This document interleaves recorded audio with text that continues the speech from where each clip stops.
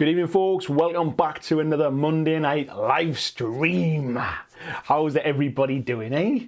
How was your weekend? In the UK we had a bit of a bank holiday weekend for VE Day celebration on Friday, or remembrance, or whatever. I suppose celebration might be the wrong word, but lockdown means it didn't feel that different, to be fair. So unless you had kind of what do you call it? If you had outdoor kind of, what were people having? There was this thing where people were having like socially distant kind of celebrations out in their front street. So if you did any of that, congratulations. I'm sure you had a lovely time. We didn't, as it happens. So let's have a look in the chat and see all the people we have. I've just seen a very generous donation come through from Matt Mountain there. Thank you very much, buddy boy. That is hugely appreciated. He says, evening BlackJackers, hashtag Mantic Monday. Thank you very much. And go all the way back to the start of the chat as well. Arnold Degans as well said, also had a super chat earlier on as well. Thank you very much, Arnold. You'll see your name up here. There you go. Matt's just knocked you off the bottom there, to be fair. So, but thank you very much, buddy. Really is appreciated. We had Snazgob in nice and early. Said that, actually, I should talk about what the topic is tonight. So the topic is, what effect has GW shutting down for this? Excuse me, I've got a hair up my nose again. What effect has GW having the shutdown had on the hobby? And it might not be what you think I want to talk about. We'll come on to it. I think there's been positives and there's been negatives to it, but it's on the hobby industry as a whole, and on the, when I say the hobby, I don't mean your personal hobby necessarily, but the hobby as a whole. So he said it's been good for his hobby. This is Snazgob. He said he saved money, managed to put together his Blackstone Fortress, his Necromunda, and actually paint some stuff, although he's getting a bit low on Wraithbone now. Phil Wilkinson was in nice and early as well, said he's still got models to paint, not too bothered. And Arnold was saying he wasn't sure if he was going to make it or not. So I think I saw his comments further down. So thank you very much, Arnold, if you are around. Barry Kleiber was in nice and early. Robert Marshall was in. Wormwood was in as well, says he's managed to paint some Walking Dead super quickly using only army painter washes over white. He used fresh wash mixed with medium and thinned purple, blue, brown, green mixed. Surprised how good they look. It's amazing when you can do it. A few tricks and tips and shortcuts can really work out well. Tony Howell was in nice and early as well. David Delaney, nice to see you two folks. Peter Mack is in as well. Or he was in, he said he's on a COVID-19 oxygen install. What a nice way to start the week. Have a good stream and stay safe, everyone. And to you, sir, if you're listening to this back at any point. Arnold was asking, how's my Ossiarch Bone Reaper army coming along? Was there any chance of seeing them in action during a Warcry battle? To be fair, they were all painted. All the stuff that I got from the Feast of Bone set is all painted. I don't have the cards for the Ossiarch Bone Reapers. Sure, I can get them online and stuff like that, to be fair, if I wanted to play them on the channel at any point. But yeah, I suppose as soon as I get some people to play, now I've got the time to do battle reports. You see, I've started to kind of sort of kick the rust off my battle report filming when I started to do the Elia Chronicle stuff recently. I've learned a lot from doing that. It's been a long time since I filmed a battle report. So yeah, no doubt at some point, buddy, we'll see them on the channel. Who else have we got? Richard Smith in. He's painting his Iron Golems. Got Fat Cat in as well. Hello, Fat Cat. I think he's got another night shift in the pharmacy with me in the background. That's all right, isn't it, mate? And this is what I kind of mean about, this might not be the topic that you necessarily think instantly. So he's not too bothered about GW other than starting to run a bit low on some paints. It's less maybe to do with how has it affected, it will touch on this, but it's less about how it's affected you personally and how it has affected the entire industry. But it will have affected you personally as well, no doubt. Peter Nicholas is in as well. Nice to see you, Peter. Christian Reeves, thank you for coming in there, organising this rabble. Thank you very much, Christian. We got Six in the Head Palmsy's in as well. Hello, sir. Simon Parfit's in. He's doing the dishes again. Noxie's in. We've got Busey in. Lee Russ is in. Good evening, Lee. How are you doing as well? We've got Andrew Fairbanks in. He said he's been weird. He said he's had twins in January and should have fallen behind on the AOS hobby that he finds the most enjoyable, which is buying and collecting, sorry. Instead, he's not spent as much and he's filled some gaps. Yeah, I think there's a few people done that. We've got Paul Inman in as well. Nice to see you, mate. John Estel says he's working on his Mummy and Daddy Frog for Kings of War. Nice one. We've got Steve Evans. Claudio's in as well. He says he's in the kitchen. He's got the laptop on, ready and set. We've got, where's the next one? We've got Mark Burraclough. Hello. He says, hope you're all well and safe. I am, mate. I hope you are too. We've got Lord Technopants. His kettle's just died. Barry Cliver's back. Lee's giving us a moment of silence for the kettle. We've got Bloggy in as well. Glenn Griffin. We've got VJ. Nice to see that your mug arrived, VJ. Nice to see that in the Discord group and also in the Facebook group as well. We've got Craig McCartney says, "How do everyone?" We've got Chris Warden in. We've got Blizzards. Oh, so many people in tonight. We've got Lee Burns is in. Good evening, Lee Burns. Got Jonathan Elgie. VJ says, you sound pretty chipper. I always look forward to these, mate. It always gives me a bit of a boost. That and a cup of coffee probably helps it out. We got Jez Hunt. We've got Josh Price. Jez has said he's got a dreadful shortage of Agrax Earthshade. That's my normal kind of standard position, even when GW's open, mate. Simon Morton's in. Hello to you, sir. Lee Burns is putting some movement trace together. And he says, Warlass has agreed to play some games of Warhammer Fantasy Battles. Wowzers, mate. Will wonders never cease, eh? Stocky's Man Cave's in. Lee's saying GW Shutdown did affect his hobby. He had to wait ages to get some Space Marines and don't buy them often, that often anymore. Yeah, I think Space Marines were pretty much the first thing that sold out. Arnold saying he's present. Mr. Trainer Guy's in as well. Starkey's Man Case. My wife told me to take the spider out instead of killing him. Went out, had a few drinks. Nice guy. He's a web designer. Yes, we've reached that point of the night, folks. Kieran Burns in as well. He says, got a friend who owns a local store's had bumper as many people turned to him rather than direct from GW. Win for local game stores. We've got ICP. ICP Inkerman Commission Painter. Nice to see you, mate. So he's finally made it to a live stream. We've got Josh Lawson in as well. Nice to see you, Josh. How are you doing? He says, I'll play with you. As soon as we can get together, mate, you are more than welcome to come and play. Al Cluley's in as well. We've got Carrie in. Just Kev, Bloggy we've mentioned. Got Steve Cloak in as well. Nice to see you. He's not going to put his brush in his cup of tea. James Zorm, Simon Dunkley. This is his first time in the chat, and he's building he's painting his terrain for Rangers of Shadow Deep. Nice, mate. VJ says he's on work and daycare drop off again, so he'll be in and out. Thank you very much for tuning in anyway, mate. And I'll see you at some point. Christian saying, hit that like button. Yes, folks, we've got 80 people watching and only 20 likes. There's something wrong there. So get hitting that like button. Where else we are? I think I kind of caught up now. Nice one. So I'm going to dive straight into the chat tonight. We're going to get straight on with the topic. 8 minutes, that's not too bad to rush through you lot. Kind of mention all you that are chatting tonight. So, kind of organised. Notes tonight. Pencil, notes. That's how I roll these days. So, GW, for those that aren't aware, or maybe not Games Workshop fans, when the lockdown happened in the UK, Games Workshop decided to close its doors. Not just to its retail stores in the high streets, but it also closed its doors to Games Workshop's head office in Nottingham and to its manufacturing site as well in Nottingham, which meant that nothing, basically nothing was being made, nothing was being shipped. They weren't supplying any local game stores. They weren't supplying any web orders or anything like that. They weren't shipping things around the world. Everything just stopped. And only recently, in the last couple of days really, have they said that they're kind of releasing those sort of restrictions now. And Lee's just saying, be careful with the notepad, you're starting to look professional. What can I say, mate? They've started to release those restrictions and get back to the new normal for the moment. So the stores are still going to stay closed, but they are starting to now supply friendly local gaming stores. They are now starting to supply by web orders as well.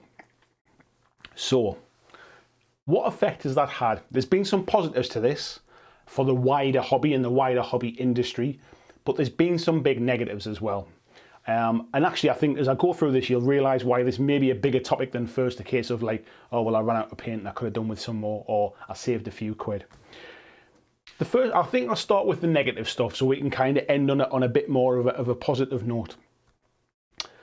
Now, one of the real negatives of this is it caused a lot of hobby stores to close.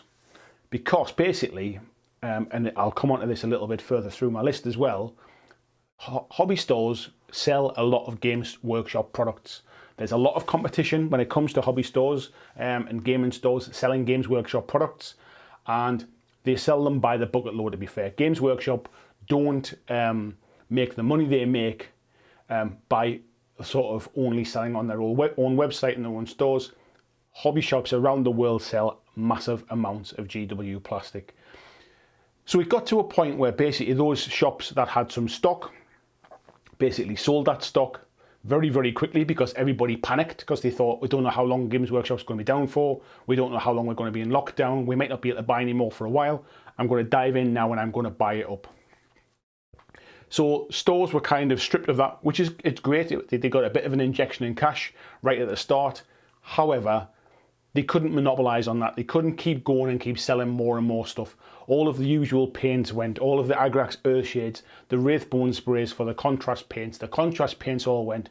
Space Marine sold out in a matter of days and weeks. So those hobby stores basically, who rely upon GW stuff, had nothing to sell and had no way of topping up them stocks again. So a lot of them basically closed down and furloughed their staff or closed the doors, because basically they couldn't make enough money selling all the other bits and pieces, the other bits of kind of gaming stuff, to keep going. Now the worry with that is some of these hobby stores might not make it out of that situation.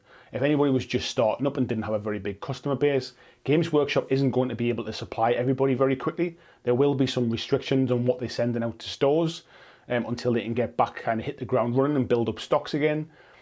So some of them hobby stores are not going to be able to to come out of this, which is a real shame actually. And obviously with social distancing still being in place, even once they can kind of start shipping stuff again, they're not going to be getting people through the door. People are going to be shopping. Either they're going to shop from their local store to try and support them, or they're going to be looking online and basically finding the best deals at the moment. So there's a big negative there. We might lose a few of these stores. Now another negative to this, and a bit of a weird one really, is just how much Games Workshop are reliant upon the constant feed of new products to create a buzz around their products, if you like. And it's always about new news rather than a constant stream of quality content, shall we say. Other companies basically have to make the best of what products they've got. They're not releasing stuff on a weekly basis like Games Workshop do. So they've kind of tailored themselves to promoting their games, talking about new products that are coming out. Basically, like, how can I put this? Basically, like interacting with the community a little more, basically, and trying to kind of hype up the games they already sell. Games Workshop basically have just are a runaway train, and the new releases coming all the time basically give them stuff to talk about. And actually, for me, I've been a little disappointed with some of the stuff coming out of Games Workshop. It's quality of stuff aside, people are working from home, they've got webcams, they've got laptops and stuff. I'm not talking about like extreme quality of their announcements and stuff, but I think the fact that they were caught with at a point where it was a case of we can't talk about half of this stuff because we don't know when it's actually going to come out. We can't sell it, so we don't want to hype anything up. We want to keep it for when we can sell you the product. And actually, there was a real, I mean, I've just noticed Glenn's comment there saying he really started to scrape the bottom of the barrel in the last couple of weeks. That's kind of my gut feel from this, mate. And that's a shame for a company of their size with the amount of staff that they've got. I was surprised they didn't really jump onto this much more quickly and kind of galvanise a community and stuff. Now, it might be that I'm not sort of knee-deep in Games Workshop games. Maybe that's kind of how I feel, but I think that it's just, compared to what some other companies have done, and I'll come on to that, I think that it's, I'm surprised. I'm surprised at that. For a company that basically has a department called Warhammer Community, I'm surprised kind of how little came out of that. Another thing is they also basically tried to basically raise some cash through these vouchers and stuff like that. So they were selling vouchers from one of their open, sort of, not their open days, sorry, their what were they called? They're kind of like the reveal streams.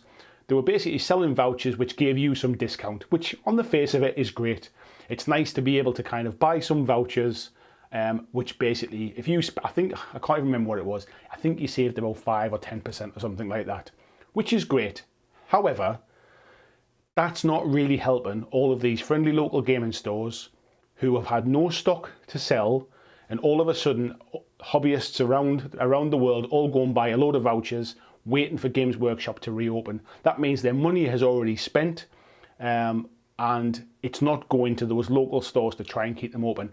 And I thought that was a bit of a strange move. I would have liked to have seen if they could have done something to spend those vouchers in your local gaming store. So your local gaming store basically got a bit of a discount from Games Workshop, and that was a way to kind of generate some cash through them local stores as well. Now they have come up with this Kata-chan model, which was essentially it was a store birthday model that would normally get used in the GW stores.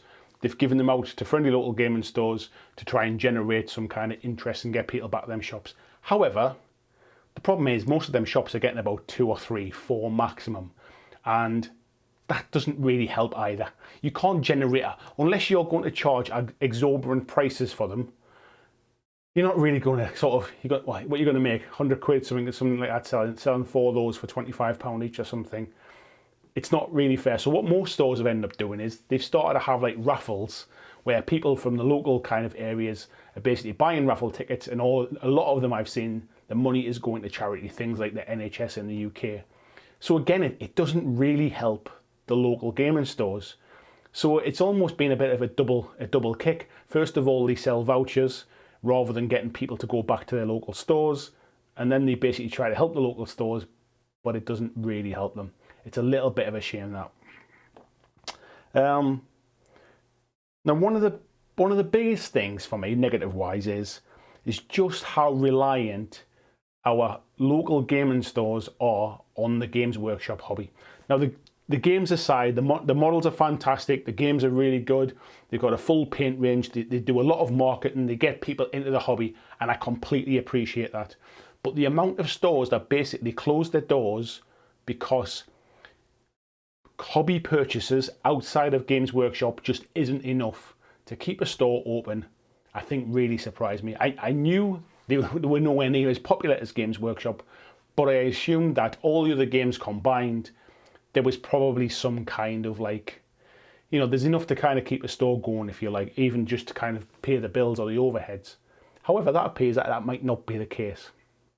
Now, one thing that complicated this was, especially in the US, I think there was a major distributor that distributes a lot of the sort of products in the excuse me, a lot of the products in the US also closed for the COVID-19 stuff, and that didn't help stores get in stock, not just from Games Workshop, but from anybody else either, from like the Malifaux range, from Weird, or from Culver's Belly or War Machine, any of that kind of stuff. I think that distributor basically closed down as well, which hasn't helped. However, that's kind of where we are. So from a negatives point of view, I'm kind of, it's a shame basically that, and I understand Games Workshop did exactly what they needed to do. They've got to keep their staff safe, and there was not much else they could do, so they closed. But it's almost like when a car plant closes and you have all of those little kind of subsidiary suppliers who all rely upon Games Workshop for their business as well. What's interesting is just how much of the tabletop kind of wargaming hobby relies upon Games Workshop to keep all the wheels turning.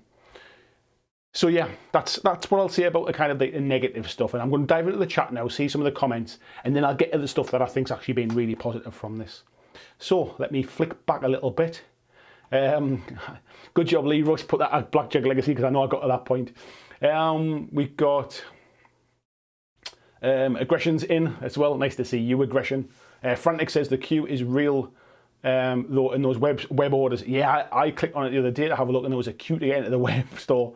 Phil Johnson said it's worth noting GW warehouses are open, but they're still not able to produce safely. They may well sell out of stuff they have on hand. Yeah, I've heard they're basically like limiting supplies to people and stuff as well, and it'll take quite some time basically to get back to an even keel, because all of those stores basically sold all of their stock. So not only were they just normally ordering to replenish stock that they were selling, kind of top-ups for paints and a few more Space Marines and bits and pieces, they wiped out of everything.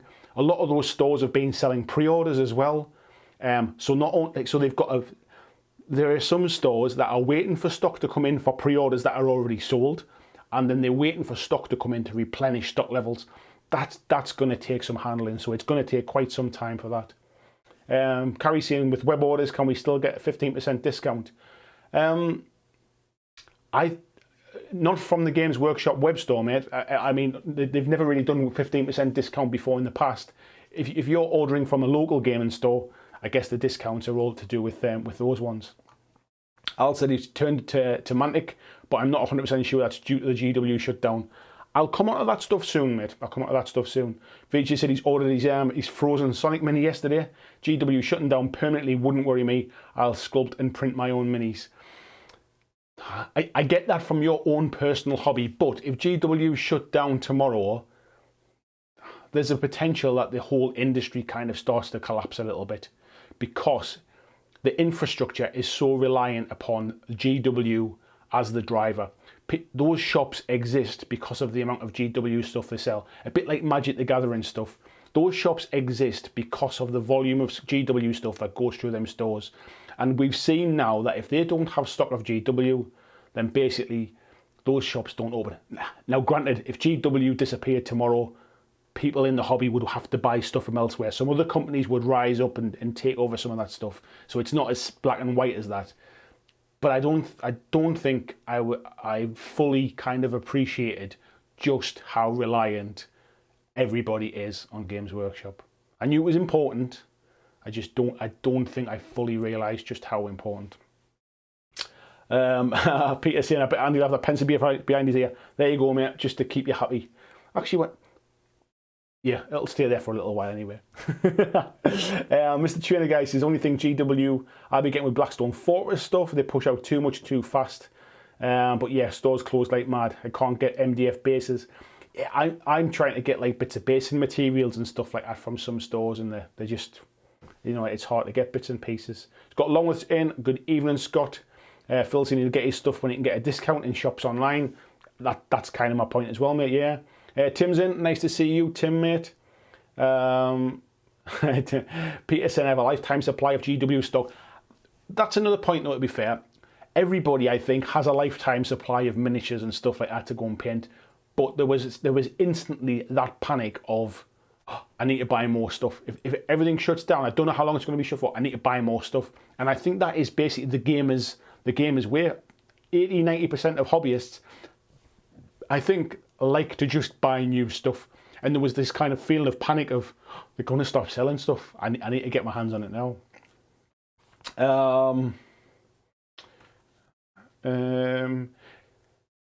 Where we are. Ponzi saying a negative for GW, in my opinion, is that they haven't given much back during this time. Their profits are soaring, but correct me if I'm wrong, what have they done for hobbyists during this time? I mean, they're a business at the end of the day, mate, and they don't need to give anything back to people, but I think one thing people remember through this whole kind of experience, and this is not limited to Games Workshop, anybody else, is the companies that have really kind of rose to the challenge and have adjusted their business models and have interacted with the communities are the ones that people will remember and say, you know, when there wasn't much going on, you were the ones that kind of really sort of did stuff for us.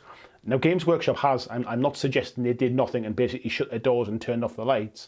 They have been doing stuff, but I do feel a lot of what they do is based upon the churn of new stuff. Like, for example, they've held back on White Dwarf stuff as well, purely because they knew that it would probably reveal some stuff that's coming out that they haven't like potentially spoke about properly. And I get that was a problem for them, but that's been a problem for every miniatures company. It's just that they're so reliant upon the latest new and shiny, and then move on to the next new latest shiny, and move on to the next one. It was like they didn't know what to do for quite some time, and I think we mentioned before there was some points where it felt like they were scraping the barrel a little bit. Scott saying he knows Battle Bunker nearly had to close permanently as he was close to being unable to pay bills.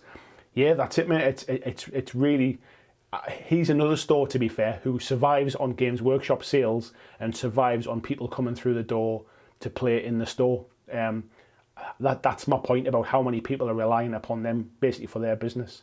Like for example, my channel is not reliant upon Games Workshop stuff. If I was a channel that basically only made videos about the new stuff that Games Workshop are talking about, and there are a lot of channels like that, I'd have nothing to talk about basically.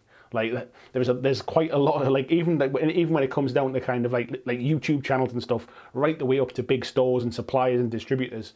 There's a lot of people in that Games Workshop sort of chain.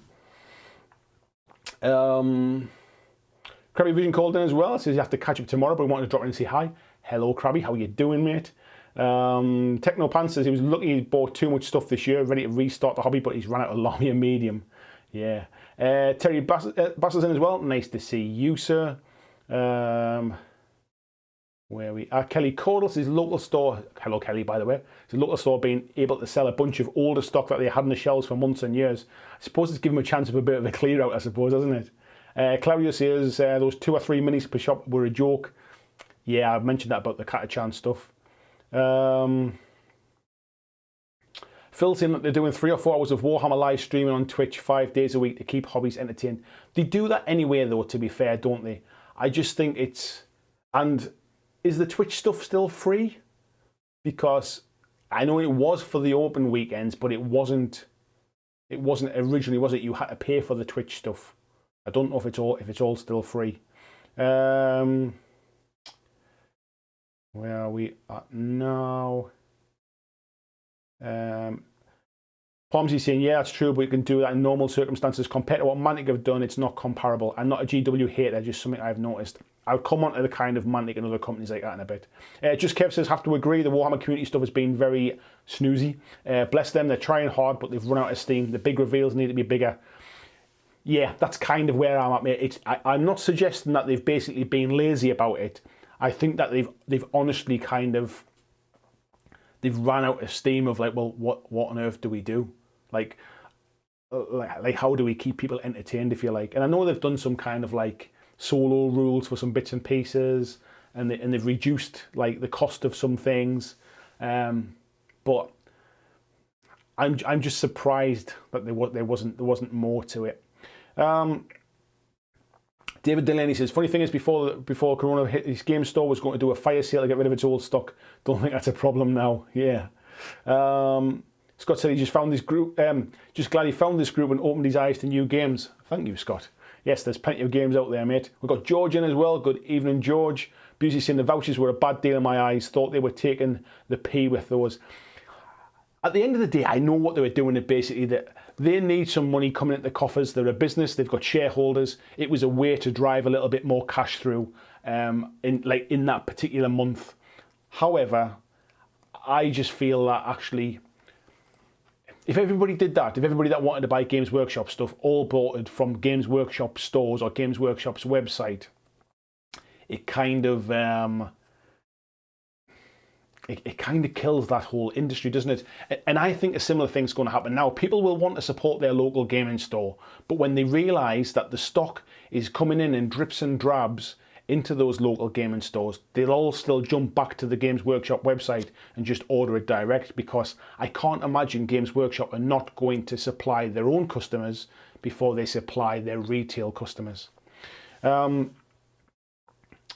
ICP is saying, I agree with that. Some local stores rely heavily on GW products, so it can be a bottleneck for them. Just kept saying, I think we're on the cusp of 9th edition. Hopefully they shift things around and release it. I think we were on the cusp as well, and I'm surprised that...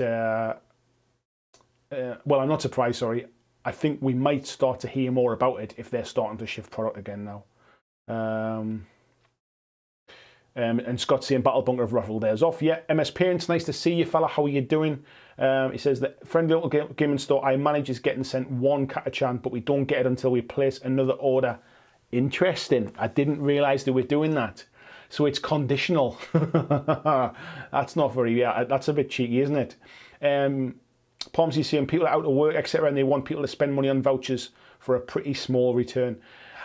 Yeah, it's almost a case of like, well, we're coming back soon, so why not have some kind of like sort of some money banked up for that? I could keep that money back and spend it with my local gaming store and probably get like more value for it. I wish they'd done something in conjunction with local gaming stores to keep that kind of that industry going. Because in the same way that people rely upon them, Games Workshop haven't got a store everywhere as well, and they don't kind of they rely upon that kind of infrastructure around them as well to help them out. I mean, those stores drive a lot of people into the hobby. You know, that might be you walking down a high street. If it's not a Games Workshop, there's a hobby store there. That might be the first time that anybody kind of sees it. Those stores are advertising and sponsoring YouTube channels and all this kind of stuff. I don't know if I completely missed that, but I just want to say thank you to Anthony White, who's just pledged on Patreon as well. I don't know why I missed that. I didn't hear the little thing go off, but thank you very much. I'm glad it's on the screen there for me to remind me. I'll come on to Patreon a bit as well in a second, but thank you.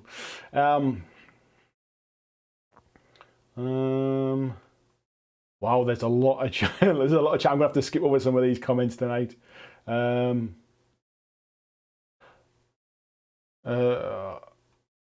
Yeah, there's a load of chat. I'm just going to pick up some of the names of people that's in as well and see if I can see any bits and pieces. Andrew Fairbanks is saying, just a thought, so many hobby stores in the US make their money on Magic the Gathering and weekly Friday night Magics. They're probably hurting worse than GW is. I think a lot of those stores probably kind of cross over, mate.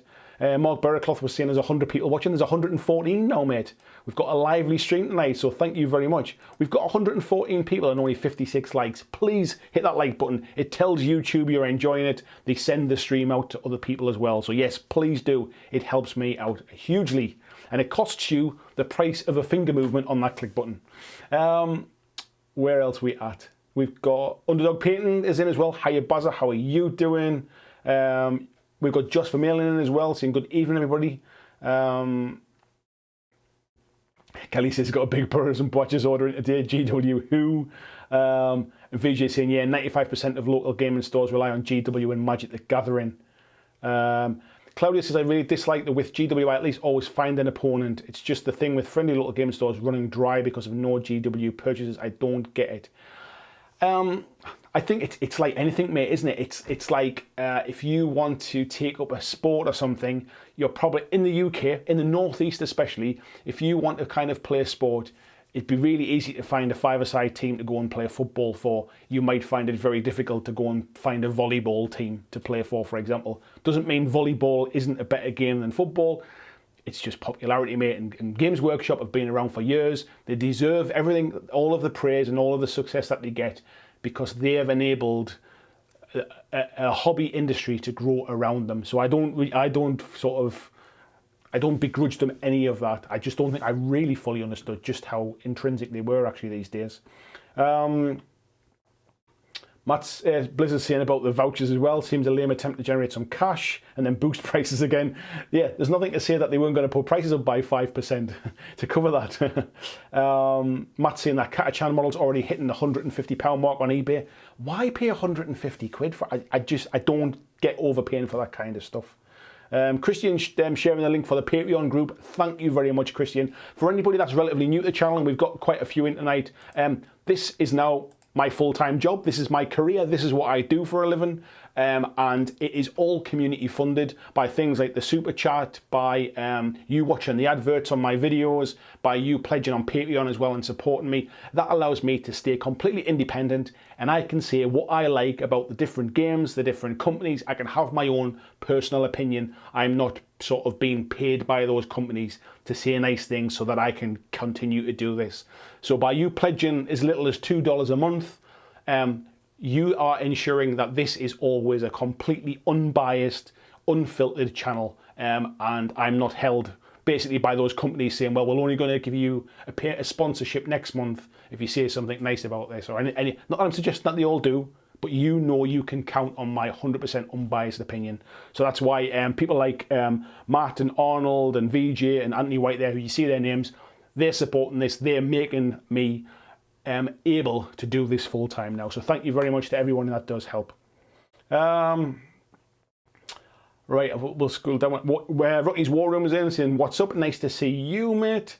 I'm going to skip through some of these because otherwise we'll be here all night going to catch up on some of them comments. I like to, when it's been a busy chat like this, I like to go back and read some of those comments as well afterwards. So I will catch up.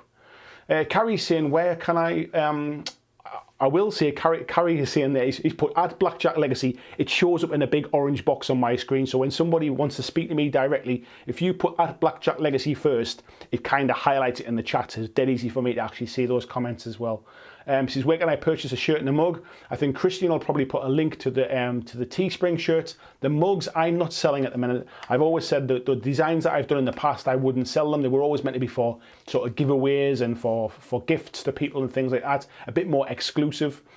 You can get a mug by pledging on Patreon as well. So at $10 a month, after you've pledged for 6 months, you get an exclusive Patreon mug as well. So there's another way to do it as well, along with a lot of other bits and pieces that you get for pledging at that tier.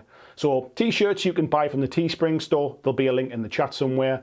But mugs only available through Patreon or through competition prizes at the minute. Zingbo says the vouchers were a decent proposition if you're after direct only stuff that isn't often available and even more rarely discounted in other stores. I appreciate that, but there's a lot of direct only stuff is sold in local gaming stores now as well, and that must be a tiny percentage of what GW do. And I also get the people that, thank you very much, Lee Russ, very, very kind of you, mate, I appreciate that. And I might as well plug your podcast as well while we're on. So Average Gamer Podcast, please do check it out. They're absolutely cranking the content out now. Now they're not playing games. They haven't got time to play. They're cranking out the content and talking about it. There was another episode came out last night, I think it was, or potentially the night before. So yeah, check out Average Gamers Podcast. Where else we had? Josh is saying, definitely made third-party selling sites more competitive. Yes, so there's been a big increase on things like on eBay and stuff like that. I mean, I think a lot of stores basically got rid of the discounts. So where they used to be 20% off, they just went full price with them. And then on eBay, people, once kind of Space Marines had sold out, if you like, people were really kind of cranking up the prices on the internet and stuff, which is a shame, really, to be fair. Let me scroll down a bit. Oh, there's loads of comments in there. I'm just going to pick up the ones that I highlight and say that. Steve's saying, don't give Claudio a mug. I won't, mate. Don't worry about it. Not unless he wins something. Actually, Claudio's in the Patreon group, mate. I think he'll get a mug. That's all right. Chris Palomo is in as well. Nice to see you, Chris. Drew Cunliffe's in as well. Nice to see you, Drew. He says, Mantic have blown GW out of the water over the past few weeks. They have one of the best companies during lockdown, not just a gaming company. I'll come on to the positive stuff right after these couple of comments. And Lee saying, you're very welcome, mate. Thank you, buddy. Much appreciated. Got Peter Vanden Bosch saying, does anybody know why Duncan left GW? Was it because he wanted to go his own way? I think the fact that he was kind of there till the end of the year would suggest that there was no kind of hard feelings. I guess he felt he'd basically raised his profile to a point where I think he was in a position to do something a little bit different. And I think what showed was that as soon as he left officially, he shared that he's been painting everybody else's miniatures for years kind of thing in his own hobby. So yeah, why not? Bobby Clark, nice to see you, mate. He says, with GW factory head office and stores closed, how much more could GW possibly do? I'm not suggesting that they couldn't, that what they did wasn't right. I think they did the right thing in the situation. I just think that all the staff are still being paid, as far as I'm aware. Therefore, the advice in the UK is if you can work from home, you should work from home.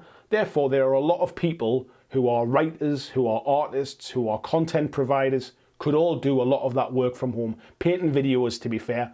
Like, there's nothing stopping somebody who does a painting video could have still went into the studio and turned the camera on and painted and then sent that file to somebody who could edit it. There's ways around stuff. I mean, I'm at home. I do this on my own. There's a ways to do these things.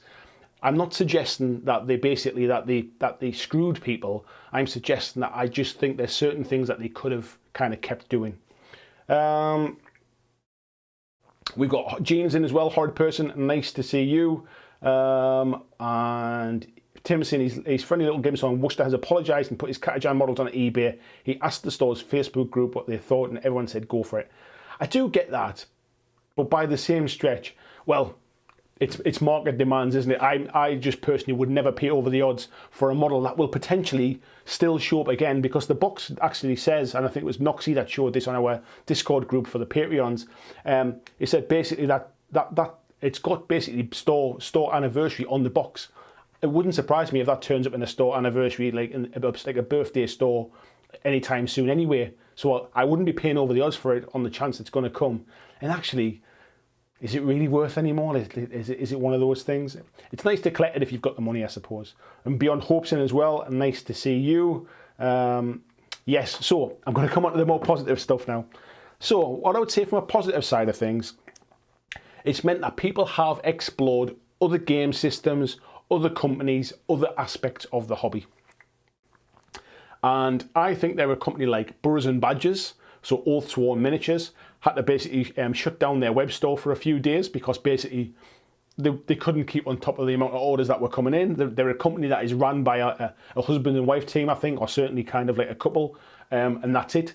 They couldn't keep on top of it. Sales were going through the roof for them. That's fantastic. Mantic have basically sold out of their Dead Zone stuff pretty much after we did the live stream a couple of weeks ago. Mantic sold out of Dead Zone stuff. And so like, that is showing that there is, people still want to buy stuff. People still want to play games.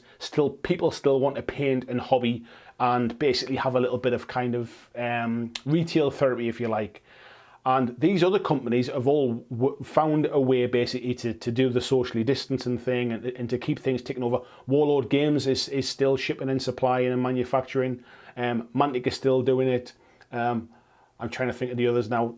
There are other companies, like for example, I know obviously Corvus Belly have been slow to ship out some of the Code 1 sets, the Operation Kalstrom, but they have still been doing it, albeit at a reduced rate. So all of those other companies found a way to deal with the social distance and stuff, and that has allowed people who would normally maybe just instantly on autopilot go and buy Games Workshop miniatures. They've gone and they've bought other stuff. And that's really interesting because it makes me wonder what will happen now. Will people just go back to the way they always did and get caught in the GW hype and carry on? Or has it created an opportunity to open things up to other companies? Is this part of the reason why Games Workshop are back up and running again now? Is it almost a case of that they're worried about other people stealing some of their market share kind of thing? It's interesting, but it's a positive thing that people have now opened their eyes to other games being out there and being available. I think another thing, and maybe a positive thing, you could maybe carry this on the other side. I think people who are very much into Games Workshop have realised just how much they spend on Games Workshop stuff. I'm going to very quickly go. There was a comment on the videos earlier on today, but it drops off after a little while, and it was from somebody called Monley, and it says, "This shutdown made me realise how much money I spend on GW. I quit Warcry and Necromunda. In 2 months with my hobby budget, I got 4 Vanguard warbands and a Kings of War army in terrain. I can't do that with GW." Now, I'm not suggesting that basically Games Workshop is overpriced or expensive or everybody else is cheap, because they're not. I think there are some companies more expensive than Games Workshop. There are some where you might get a little bit better value, but maybe not as nice quality. But what I would suggest is the release rate of Games Workshop stuff. People get on that hamster wheel, and I talked about it in my I didn't spend anything for 6 months video. People get caught up in that kind of hype and that fear of missing out. And I think what this has done is give people a period of time to draw away from that and to really think, actually, am I spending too much? Am I spending my stuff in the right places? Am I getting value for money for the things that I spend money on? So I think actually that's maybe just give people a little bit of perspective, and I think that can only be a good thing. I'm sure it's happened elsewhere as well, not just within our hobby, but it's give people a chance to stand back and kind of understand. Now, the other thing as well is that I would say, we talked about kind of Games Workshop have been reliant upon all of the good stuff. I think it's really shone the light on some other companies who have really stepped up and have really kind of embraced their communities. Now, Mantic I'm going to mention because I've been doing quite a bit of Mantic stuff recently. And that Mantic basically, they switched their open day to a full weekend and made the most of it and did lots of kind of streams and stuff over the weekend. They've been cranking out free rules for most of their games and giving stuff away. They've been cranking out solo variants for their games and giving them away. They've been doing sort of like live read-throughs of one of their kind of adventure books and stuff. They've been helping me by giving me discount codes to give away to folks when I've been doing like live stream stuff, to try and promote some of their game stuff, like the things that I'm interested in. They've been doing blog updates on a daily basis. They've been doing their podcast stuff that they've been doing more frequently as well, speaking to people within the hobby community, not necessarily their own employees or their artists or anything. They've been speaking to people within the hobby community, and I think they've generated a lot of goodwill by doing it this way. They've still kind of socially distanced, and they've been slow to get things out because they've had to change the way they work. But I think they've done a really good job of promoting what Mantic have always been good at and being a community-focused company, I think. They don't always do everything right. There's things that they've done in the past that I don't agree with. But I think overall, 90% of the stuff they do, it just shows that they're a community-focused company. There are other companies that have done exactly the same kind of thing. So companies like Corvus Belli were doing the Code 1 stuff. They had plans to try and release stuff through through Adepticon.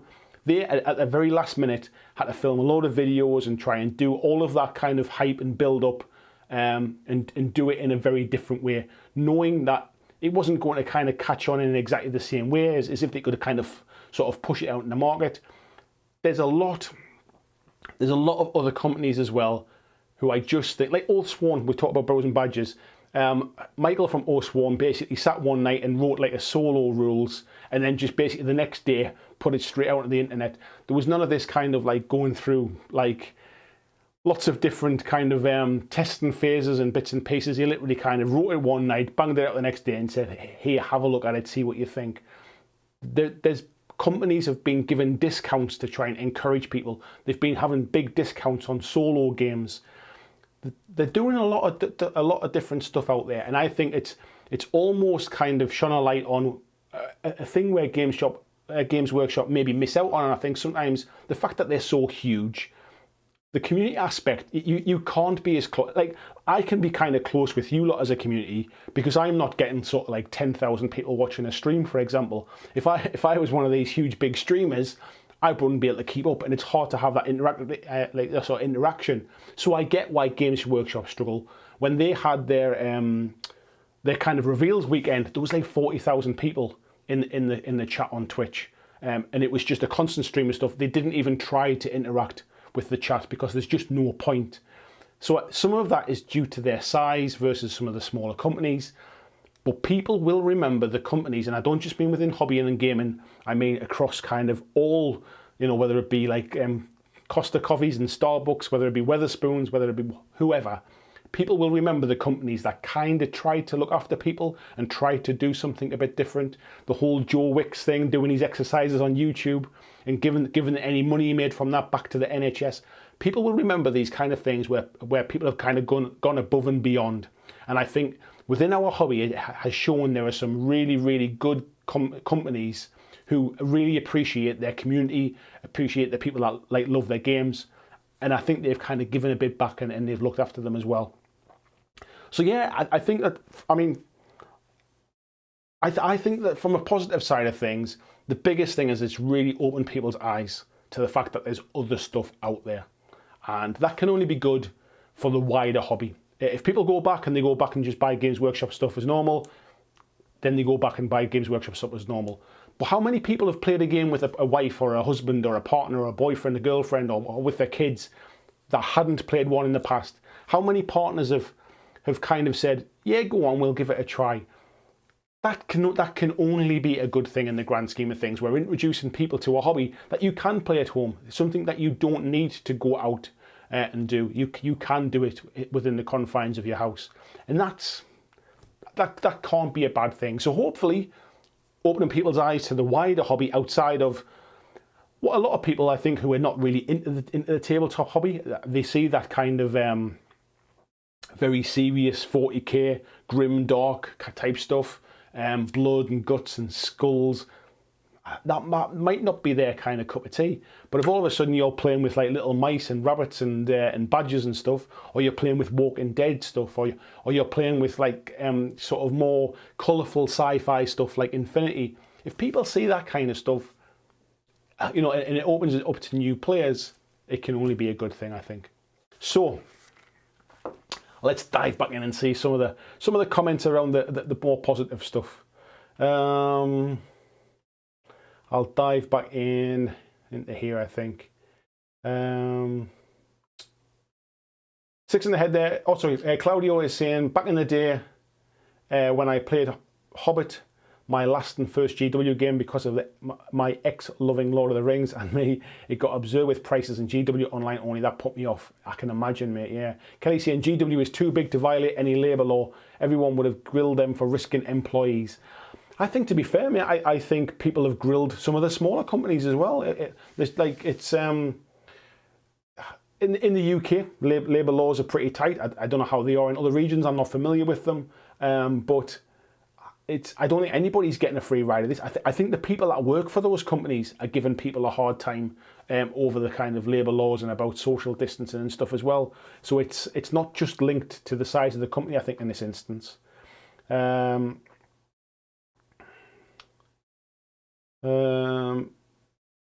in the head saying Mantic could just improve their building instructions a bit, perhaps, but that's his only complaint. I would agree with that, mate. Everybody I speak to who gets into Mantic stuff for the first time always says, well, where's the instructions? They're a company that's built up around people who've been in the hobby for some time, and even then, they're not the clearest, I think. They're getting better, but yeah, I would agree that's one area that could be improved upon. ICP saying Mantic Minis have come a long way in 10 years. Yeah, I would agree, mate.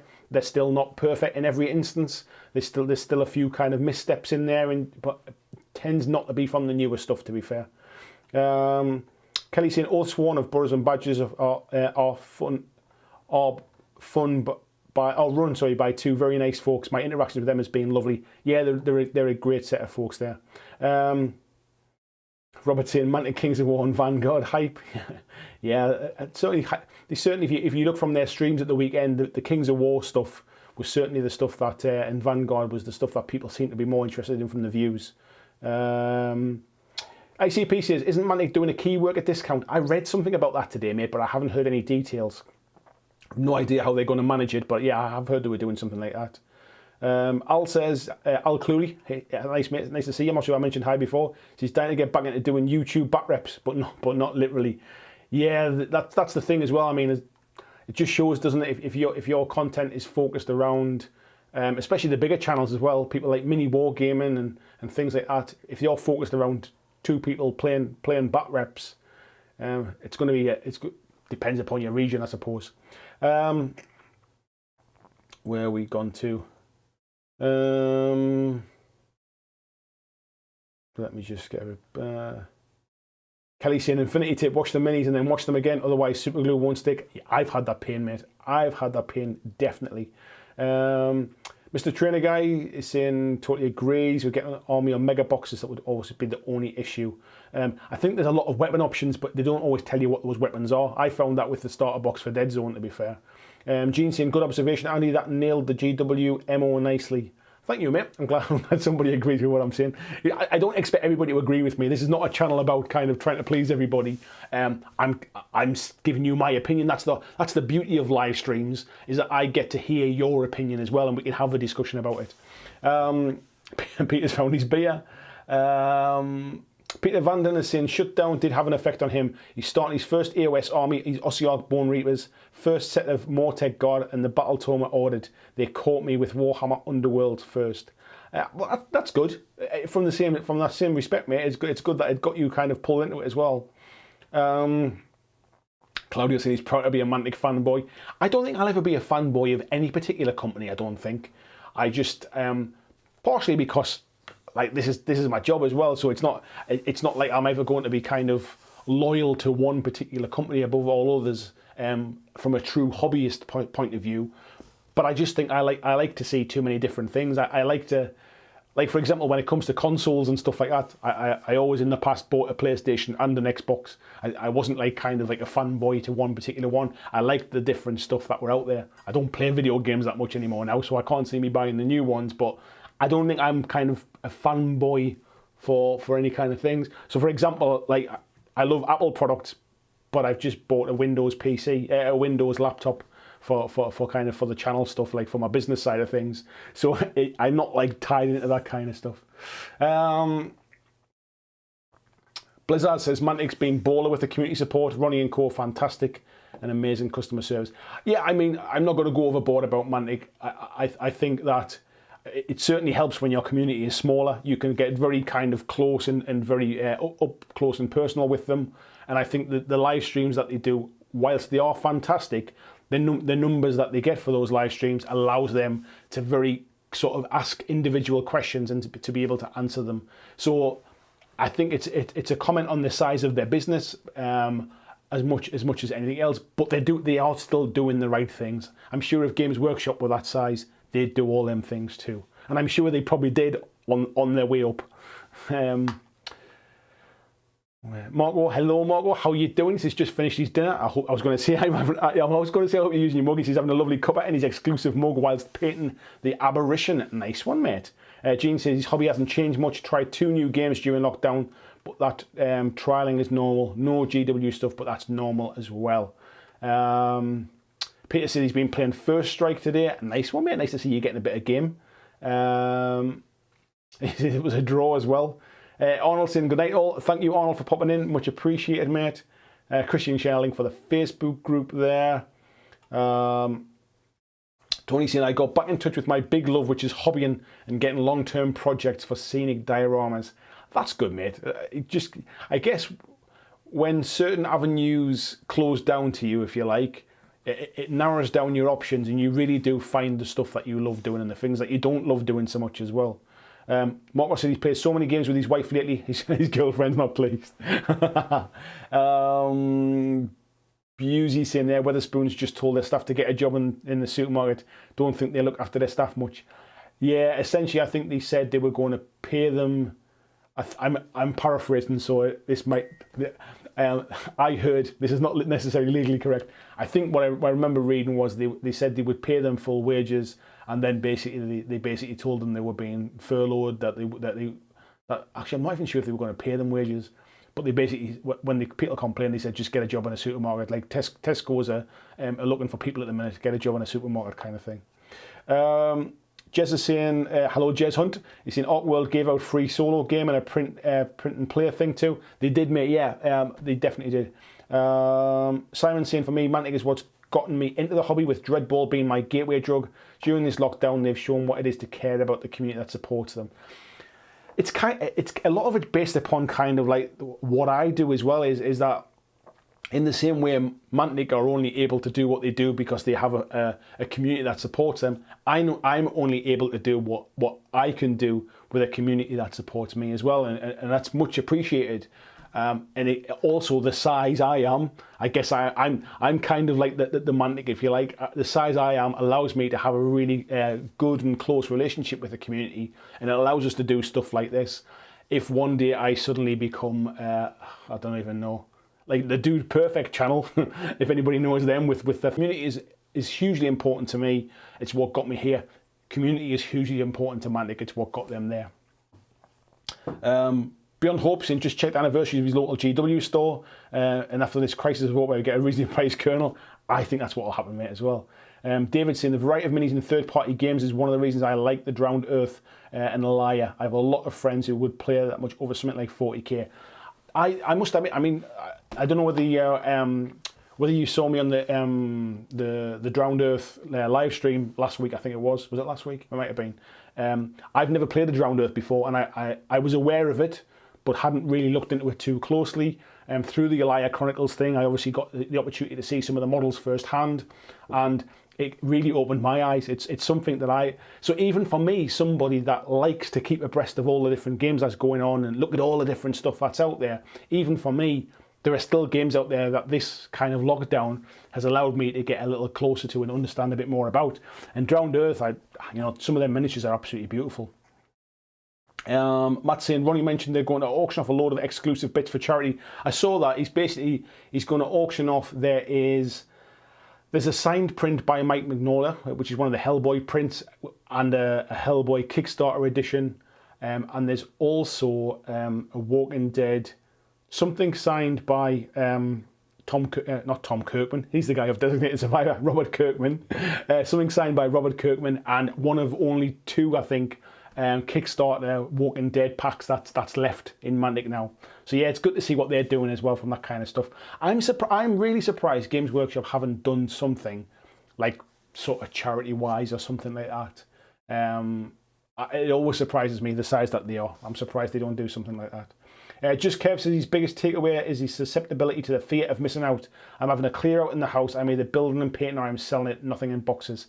It was something that, like I said before in my video about I didn't buy anything for 6 months. It was something that was really apparent to me as well. I got caught up in that and I managed to wean myself off it. And I think Games Workshop might worry a little bit about this shutdown, because it's actually give people breathing space. People have got some people, I would suggest, have got a little bit more money in their pocket at the end of a month at the minute, because there's nothing to kind of physically spend it on. So those that are still in full-time work, those that are basically, who used to spend a lot of money or just on everything new that came from Games Workshop, they used to spend a lot of money on kind of sort of like eating out and socialising and that kind of stuff. People have got a bit more money in their pocket, those that are still in full-time work. And I think they've almost managed to wean themselves off that train of the latest hype and fear of missing out. It'll be interesting to see what happens. My good feeling is it'll probably just go back the way it was, but I think not for everyone.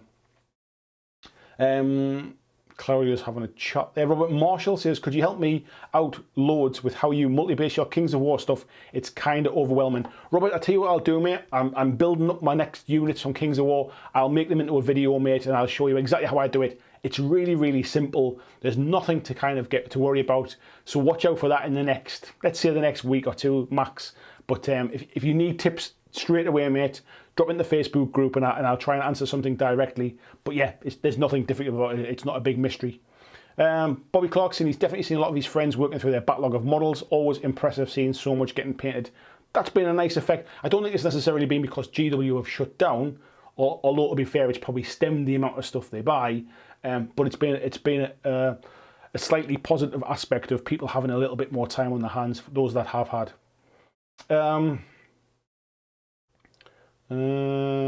Claudio is saying, totally agree on your points. Don't forget FFG is screwing over people with Legion releases, especially North America not getting their pre-orders whilst the products are all over the place. I didn't know that, mate. I didn't realise that there'd been a bit of stuff with FFG. I'm not that close to the Legion stuff, so I wasn't aware of that. But yeah, that's not good as well either, is it, mate? Peter saying, best thing about GW shutting down for him was the amount of non-GW content on YouTube. Has that not always been there, do you think? I do wonder. I mean, I know people like Doug from 2 Plus Tough has been doing a little bit of Infinity content recently anyway, but I noticed he was doing some Wild West Exodus stuff this week. I wonder if it's always been there, or is there more people starting YouTube channels and streaming stuff because they're all stuck at home with nothing to do? I do wonder if is one feeding into the other kind of thing. Claudio saying he's playing many systems besides Mantic. Always love them. I know you do, Claudio, to be fair. I know you're a bit of Mantic fanboy, but I do know you play a lot of other stuff as well, mate.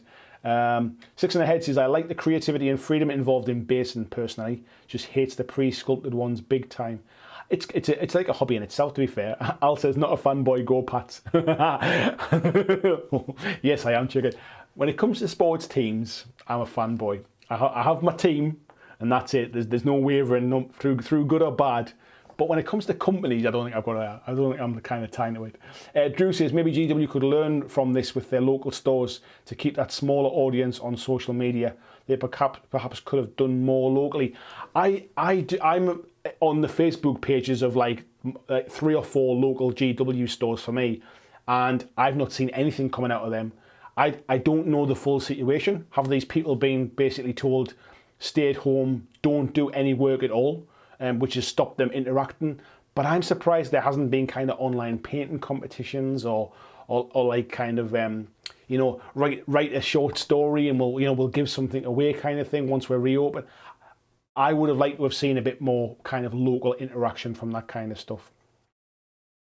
Christian's checking out the Kings of War Slow Grow campaign. For those that don't know as well, if you're into Dead Zone or you want to get into Dead Zone, as I mentioned on the Dead Zone stream 2 weeks ago, was it? I've got a bit of a challenge run at the minute to paint a Dead Zone strike team by the 14th of June. I'm just checking my calendar there. 15th of June, sorry, which is the Monday. 14th in my head, I don't know why that is. Maybe I've got them dates wrong on my calendar. And you can come into my Facebook group. There's an event that's been raised for it. Just show me a picture of the kind of like of them built and primed or whatever before you've painted them. Show me a picture of them finished painted. I'll draw a name, somebody that completes the challenge. Everybody who completes the challenge goes into a draw. I'll draw one out, and they will be the winner of a £25 Mantic web store voucher. Where we at? We've got a name there I've not seen before. Mike Kingston, nice to see you, Mike. He says, have to say the lockdown's really making me serious inroads into the pile of shame. My lovely wife is from Northumberland. Well, first of all, nice to have you in the chat tonight, Mike. Glad you're making some inroads into that pile of opportunity, I would say, not pile of shame. And hello to Mrs. Kingston as well, from the lovely part of the world. Robert says the pre-sculpted stuff is annoying. Yeah, I'll show you, mate. Don't you worry about it. Mark says 14 likes away from 100. Can we try to get a 3 digits? Go on, we've still got 109 people in the chat. 108 as I said that. We must be able to get to 100 likes. If you haven't clicked like on this video, folks, I would love you to do so. Thank you very much. Robert saying amazing, not a problem. Tony saying you're close to Mr. Perfect. You get from me. The open-mindedness that you have is a big draw. I think over time, as I've gotten a bit older and a little bit wiser, I suppose, I'm just open. I like having discussions with people that I don't always agree with. Do you know what I mean? Like it doesn't mean we have to come to blows about it.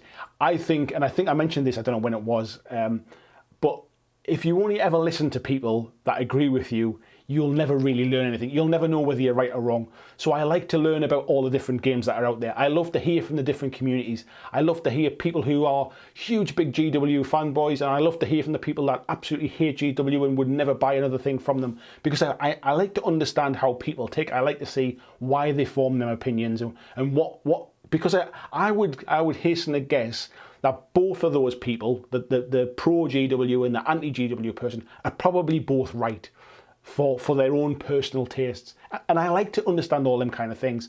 And that's why these live streams, it gives me an opportunity to basically kind of put across my opinions, pros and cons, fors and againsts, positives and negatives, and let you sort of form your own opinions. I'm never right. I've only got my own opinion. I'm never going to be 100% right. But that's why it's a great community. There's not many places you can have those kind of open discussions and disagree and agree with people. So thank you, mate. Thank you. Scott said his pockets are pretty empty since he found Mantic stuff. Rob B, hello, mate. How you doing? He says, GW do the Scouts thing for charity and have won awards. So not quite fair. They do the Scouts thing. Are you sure it's a charity thing? I wasn't sure it was charity. I'm just surprised they don't do kind of other stuff, if you like. Because the Scouts thing is...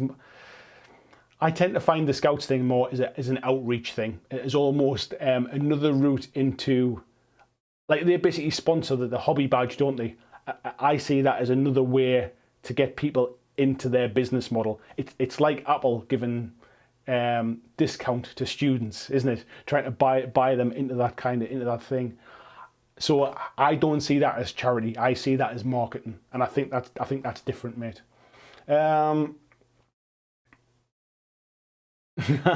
Lisa, I'm not that close to the Legion stuff yet. Yeah. Where are we at? Simon saying with FFG's ordered Star Wars Legacy, and the message has been that the order might be fulfilled in the next 2 months. Wow. John Francis in, nice to see you, fella. Blizzards is seeing a fellow Pats fan in here. I think you can see me from behind me here. I ain't no Pats fan. Where are we? Where did that go to? Adam Magazine says, Sup Legends, 113 in the chat. We had about, I think 120, was it 122 is where we peaked, I think. It might have been, we had quite a few in tonight, mate.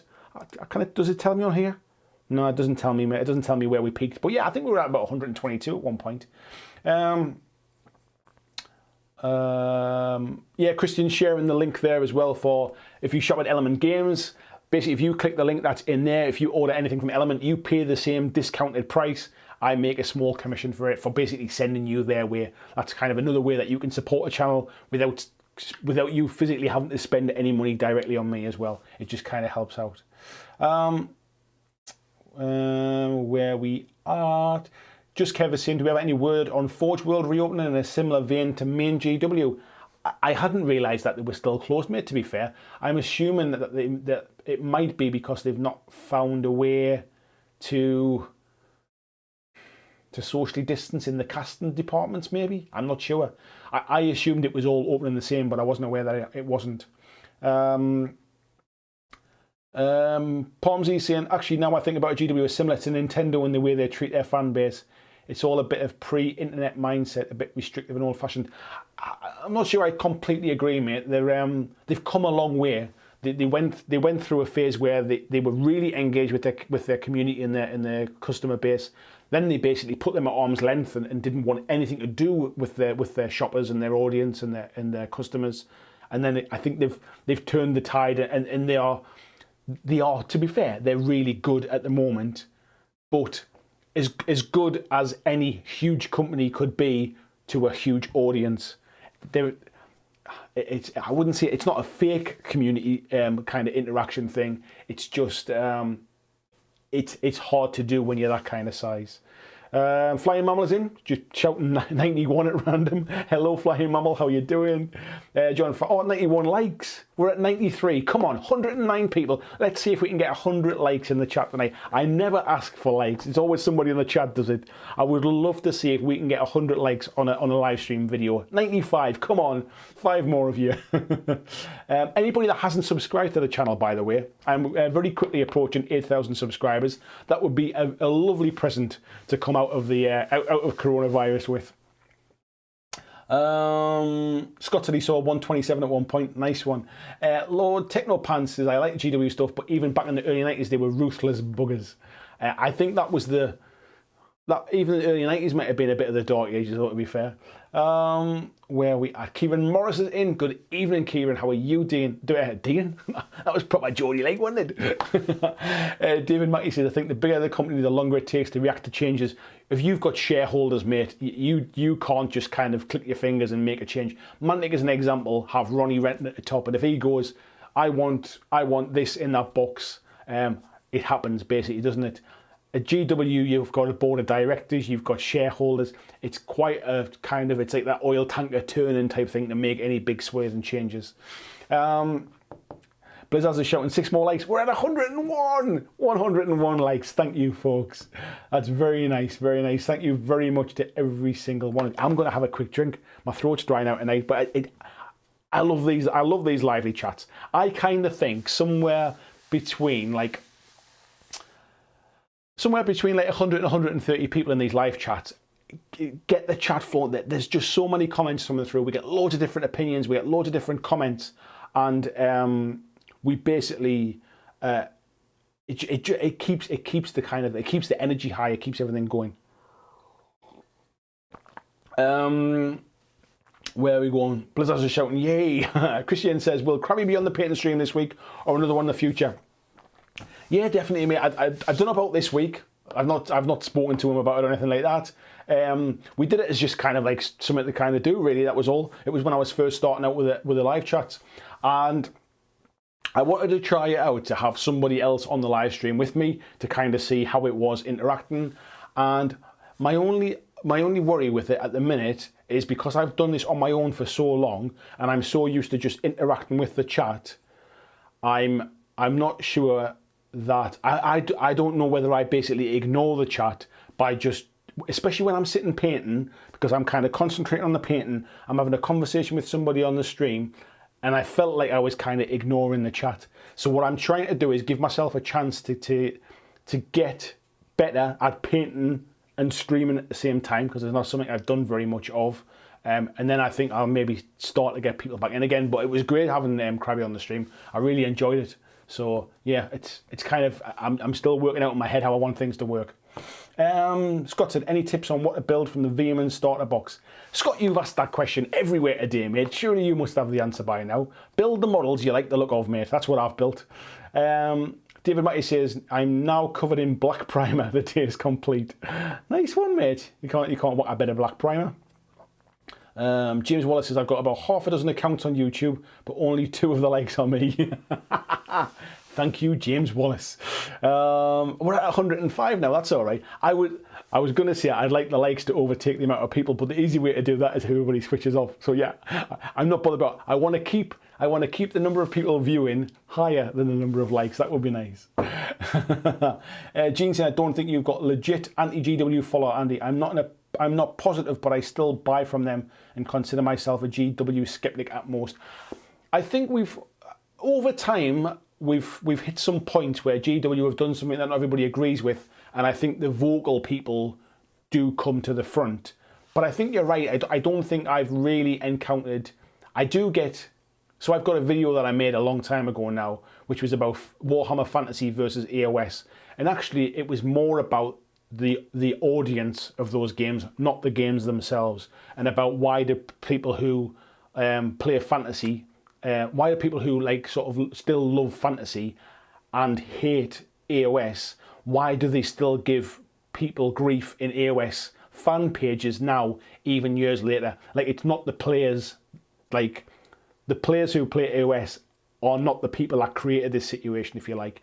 And that one is the one video that I've done that has generated quite a bit of polar opposite opinions when it comes to that kind of stuff. It's been good for views, to be fair, but I don't tend to drive my views by negativity. That's not really the way I do things. But I think that's the closest I've been, I think, to really kind of lifting the curtain and seeing those real polar opposites when it comes to that stuff. But by the same stretch, I wouldn't necessarily class them as followers, to be fair. They're just viewers of a video. Mr. Trainer says, see you later, lads. Up in 7 hours for morning training, 5 AM jogs and kickboxing. Very nice, mate. Well, thanks for coming in, and I'll catch you next time. James is here. I'm the Tiberius, by the way. I know, mate. When there's 2 with the same names, I never know. Scott's saying they're building them now, but torn between what I want. Tiberius is saying that was weird hearing my actual name on the interwebs. He's back. David says, I was put off GW a long time ago, started back hobbying, buying from anywhere else. I think a few people have been put off by GW over the years, but then I think it's like that whole, it's called, in kind of like in marketing and business, it's called the leaky bucket thing, basically the principle that you are quite willing to let people leave you as a customer. A bit like the way Sky TV does it. The reason they give all the new offers to the new people, and the people that have been with them for years don't get the new offers. As long as you've got more people coming in than you have leaving, that is still a sustainable business model. The problem comes is when everybody leaves and you don't get any new people. So I think GW are kind of fine with some people becoming anti-GW because they know that the new people coming in are far outweighing that. And the people that are in that bucket and loving it are buying more and more stuff all the time. Six in the Head says, I'm not anti-GW at all, but I don't have to be as diplomatic as Andy. I wouldn't say I was being necessarily diplomatic. I mean, that's the whole point of this thing with Patreon and everything, and you lot funding me. If I really felt strongly about it, I'd tell you exactly what I thought. And if they do something that I think is bad for the hobby or anything, I'll say it. But at the minute, I think the hobby needs them, basically. That's just the way it is. Where we at? Kieran says, healthy level of skepticism is good in all walks of life. For GW and beyond, I agree, mate. Doesn't matter who the company is. You don't just willingly kind of close your eyes to the bad things, do you? That's the whole thing. Claudia saying, yeah, go for the aggressive stuff. That's the way to do it. That's the way to do it. Christian sharing Six in the Heads magazine as well. Thank you very much for sharing that, Christian. Please do check that out, folks, if you haven't read it already. Marco was saying, I've no idea what Warhammer Fantasy is or was, but I'm quite excited by the sketches of the Warbear. Warhammer Fantasy was essentially kind of their big rank and flank game before they killed it years ago. Jonathan says, recently got back in the hobby for the second or third time and tried to steer mostly clear of GW stuff, and it's been really refreshing. I think a lot of it can come down to what your local gaming groups play, what your friends play, what your kind of locality to a Games Workshop store. A lot of that can do that, but as you get a little bit older, and maybe if you're more of a hobbyist and less of a player, I think that's when it kind of opens up, and you're not so tied to the GW stuff. But there's nothing wrong with GW stuff, to be fair.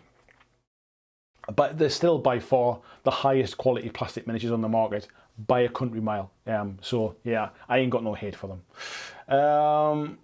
We've got Brennick says, rarely buy from GW shops other than paint. That's only because the only hobby shop is for 13.5 miles away. Yeah, that'll do it as well.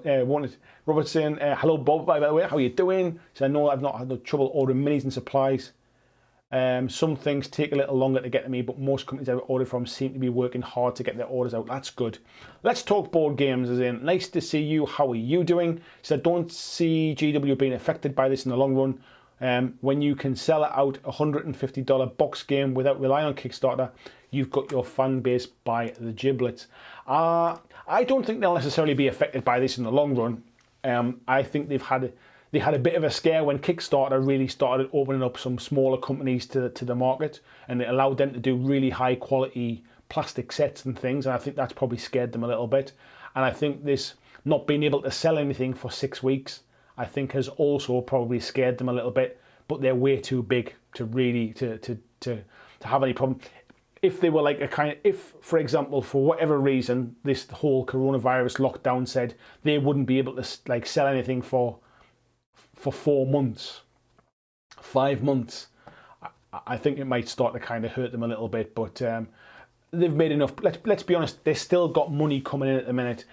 A lot of their licensing deals will still be happening. They're not making no money. They're just making no money from selling miniatures at the moment. So yeah, I think they'll get through this. They've got nothing to worry about. Blizzard is saying he loves GW minis. He's mostly just tired of the rules glut of 40k and overpricing. I'm not even sure they're overpriced, mate, if I'm honest. They're expensive, don't get me wrong, but I'm not sure they're overpriced. GW are a big company. They're based in the UK. Their manufacturing's in the UK. They have to abide by UK labour laws and minimum wages and tax laws and all that kind of stuff. That a lot of other companies basically get their miniatures produced in China, and obviously they get them at a lot lower price. So there's a lot of different things in there why GW might be a bit more expensive. But they're not completely out of line with the rest of the market. They're not like selling a box set for 300 quid versus everybody else doing it for like 100 quid. Things like the Warcry starter box was fantastic value. I don't think I've really seen anybody else do a starter set as good value as what you got in that Warcry box. So I'm kind of mixed by that, really. I think it's the balance. It's when you're getting single miniatures for like 25 quid versus a box of 10 for like 30 quid. That's when I think it's a little bit like, well, that's a bit weird kind of thing. Barry Kleiber saying, really enjoyed your airbrush videos of the weekend. Thank you very much. If anybody hasn't checked out my airbrush videos, I basically did this. Tony Howell in our Patreon Discord group was chatting about it at the weekend. I said I would make a video to kind of explain some of the basics, and it prompted me to want to do a airbrushing basics or airbrushing for beginners series. So I'm going to be doing more of those videos. I did one basically on cleaning your airbrush and basically making sure that it is absolutely pristine and in great condition. So if you're and some like troubleshooting problems.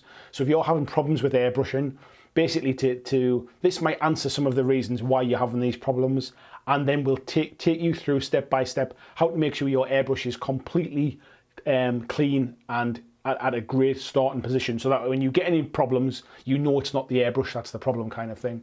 And then my second video that I did at the weekend is about basically some recommended air pressures, how to set the air pressure, some recommended basically on how thin you need to thin your paints, and explaining a few problems that crop up while you're actually sort of painting.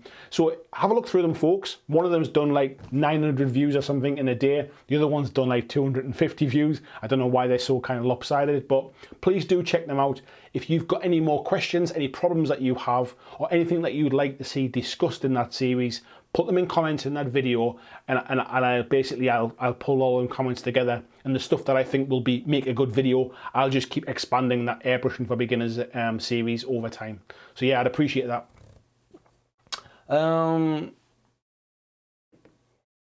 David Mackey saying Reaper bones are springy, so barely break those. VJ is back from the drops. Nice to see you, mate. Thank you very much for listening. Bobby says, do you think once GW is running normally, most of those people that dabbled with other companies will simply go back? I think there's an element of that, mate. I think it'll be a long time before they are running normally as they were, because I think it's going to take a while just to get like. Because what will happen is if they start releasing new stuff and the stores are saying, I can't even get the stuff that I've already ordered from you, like never mind the new stuff, that's going to cause a little bit of friction and stuff, I think. So I think it's going to take a little while to get back to normal, but all it'll take is one big release. Warhammer 40k 9th edition, brand new box set, and I think that'll kickstart the whole hype train again and things will probably go back to normal. But maybe it'll have a knock-on effect of basically kind of people are less likely to dive into the hype and buy in the fear of missing out stuff like they used to, and maybe they will also give other companies a try. When a new company releases a new game, they'll have heard of that company now, they've tried something from that company, and they might be willing to listen more now as well. So time will tell, I think. Brennick says, but do play 40k, love the universe. Taking the plunge into AOS with Mortal Realms Portworks too. Yeah, it's been a good set. Peter's saying that if you had a fire with all rules and army books, would max out the Hampshire fire service. Jess says, I saw a thing where GW were described as an ex-partner. That's bad news, but really hot. You go back, they drive you crazy, you leave, but then they're so hot, you go back. I kind of get that. Six and Ahead saying, yeah, true, the hobby does need them. Only teasing, but I think they could open up a bit more and do a little bit more still. That's it. I made my point. I love them. John Estel says he's a Mantic fanboy, but I've been really impressed with what they've done. Wonder what impact not being able to get games against an opponent for maybe another 6 months might be. I think that is the longer knock-on effect. Excuse me. However, over the weekend, I saw a lot of pictures on Facebook where regions in America are basically releasing their lockdown. And we won't be long before regions like New Zealand, Australia, Germany has released some restrictions on some of their lockdown stuff. I think the UK is a bit behind the curve a little bit. But I think globally, I think other regions are starting to experiment and get to a point where people might start to be able to get games in the near future, if we like. But the longer that goes on, I think that will harm GW as well, to be fair, because if people can't play their games, is that really what they want? I think the tournament meta drives a lot of decisions really around kind of who buys what and what's the latest broken list and kind of thing, and everybody rushes out and buys that kind of those new models, and then GW tweak it in the FAQs and the errata, and then everybody moves to the new latest hotness. I do wonder what effect that'll have if people are not playing many games. Brenexian Space Hulk First Edition still the best thing they've ever done. George says Adeptus Titanic has gotten back as a GW customer, but only for that. Lizzie Bingham says still enjoying Warcry, Andy. I still love Warcry. I've not lost faith with Warcry itself. I'm really excited to see the new, I forget what they're called now, Shadow or whatever it is, the Elf Assassin warband.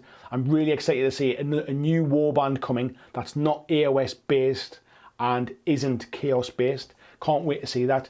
The only thing stopping me at the minute is lack of opponents, really. I'm not playing any games at the moment, but as soon as we've got more to talk about, you'll see more Warcry stuff on here as well. I had a Warcry event that I was supposed to go to in April with the Red Rose Wargaming channel. Unfortunately, that was cancelled. So yeah, Warcry's there, still hot on my list, to be fair.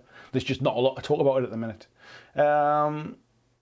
Low Technopan says, if you look at, for instance, an Ambot close-up, it's amazing they can make something so densely 3D, having built metal back in the 80s. This is the stuff. Their quality is on a different level. Gamers HDSD says, overpriced in other countries, Andy. Buy your next GW models from New Zealand and you have to get a daytime job. Yeah, hello, mate, by the way. I was chatting about this with VJ today, to be fair. I would agree, they are massively overpriced, but then I think other companies are also overpriced as well, but just to a lesser extent. And again, I think some of it is due to the fact that they're made in the UK. So, for example, if you're selling in New Zealand, you don't make it in China, ship it all the way to the UK, and then ship it all the way back to New Zealand. So I think there's an element of that in there as well, but I still think it's way over. It doesn't even track the exchange rates. So there's a business model in there somewhere about just having fixed prices outside of exchange rates. But yeah, I would agree, mate. Pomsy saying there, true GW box sets were about the same as the Kings of War box set. Yeah, exactly, mate. Christian's having a chat with Palmsy there. John Francis, I only want to get back into GW for Adeptus Titanicus as well. Peter Koeman says, what will be interesting to see with GW producing locally, will they have an advantage when other companies' stock dries up? Well, there is that, isn't there? There's a point now where the companies that have been doing okay, but all their manufacturing's over in China, have probably sold a lot of the stock that they had and are waiting for the boat to come over. This might be where we start to see it swing completely the other way. Maybe in 4 or 5 weeks' time, we might be having a chat like this again, based upon basically the fact that everybody else has run out of product. I think there's only people like, even Warlord, to be fair, with their plastics are not made in their own factory, is it? VJ saying 1 mini for 25 quid or a box of 10 for 30. That's a bit weird. That Andy diplomacy there. The thing is, I understand the kind of the economics of why that happens. The fact that basically, like, if you get a box of 20 minis, it's likely the same sprue twice, and it's a high volume selling thing. Where if you get a model that's just like one captain or something like that, or one Necron leader, that's a much more limited market of the people that's going to buy that. So the price reflects the kind of return on investment that you put into sculpting and making those molds. So I get why it happens. It's just that it's extreme, I think, on that kind of stuff. Also, branching out into other games has made me very aware of price differences. For me, I found Mantic prices excellent. GW as usual, and I've got to say I find Marvel prices protocol pricey. That is the reason I never picked it up, mate. When I first saw it, that it was 90 odd quid at full price for that starter set, I didn't think you got enough in the box to justify the price. I've seen it discounted down to about 60 now, to be fair.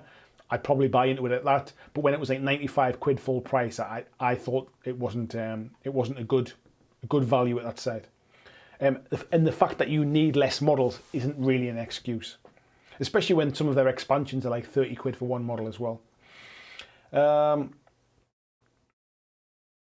Oh, that just jumped off the top of my chat. I've got no idea where we're up to there. I'm just going to dive in now, to be fair.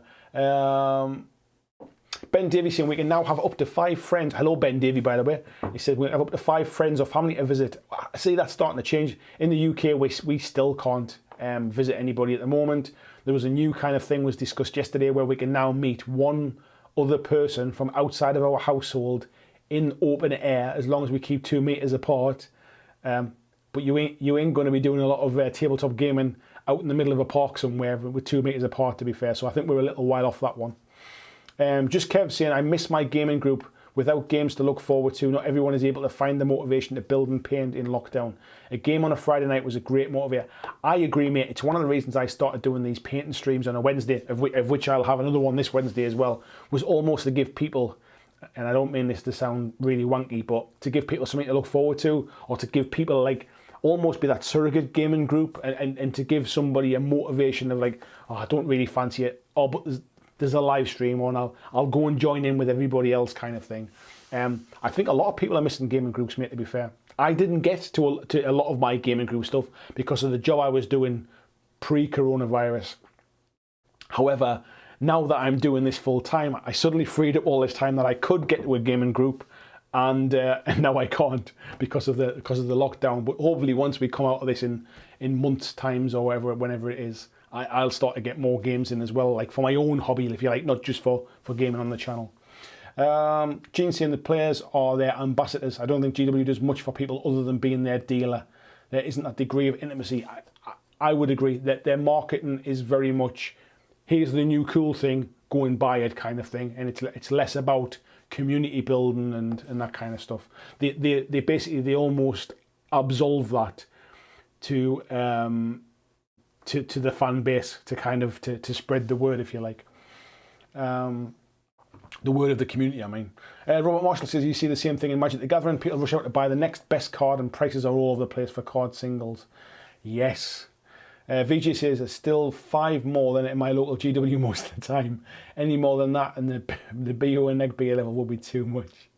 Kieran says, GW are the gateway. Suck in the new folks, keep them there for a while, and then when those people mature or get GW fatigue, they can and do look at other companies. So healthy for the cycle.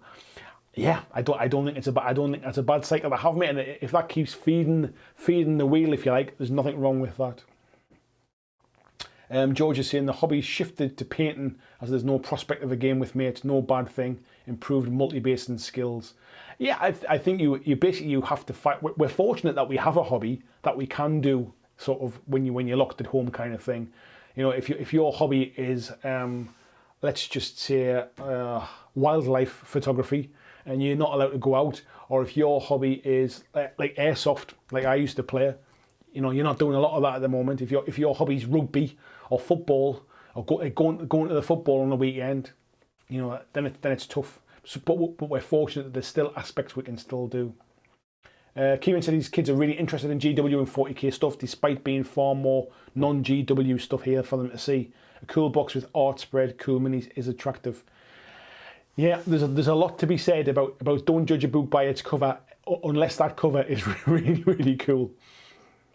Scott saying you can't beat Star Saga for 20 quid. I agree, mate, but the fact that like we talk about it like in our group and stuff, but like nobody's going to say in the like 40k group, did you know you can buy Star Saga for 20 quid? And then everybody will go, it's mantic, blah blah blah, kind of thing. That's the kind of the problem. That's how you. It's a great value, but trying to get it in front of people is a hard thing. VG is saying Kings of War 3 box set in Australia, $120. GW starter boxes with half the number of minis in the range from 200 to 300. Yeah, that's bad.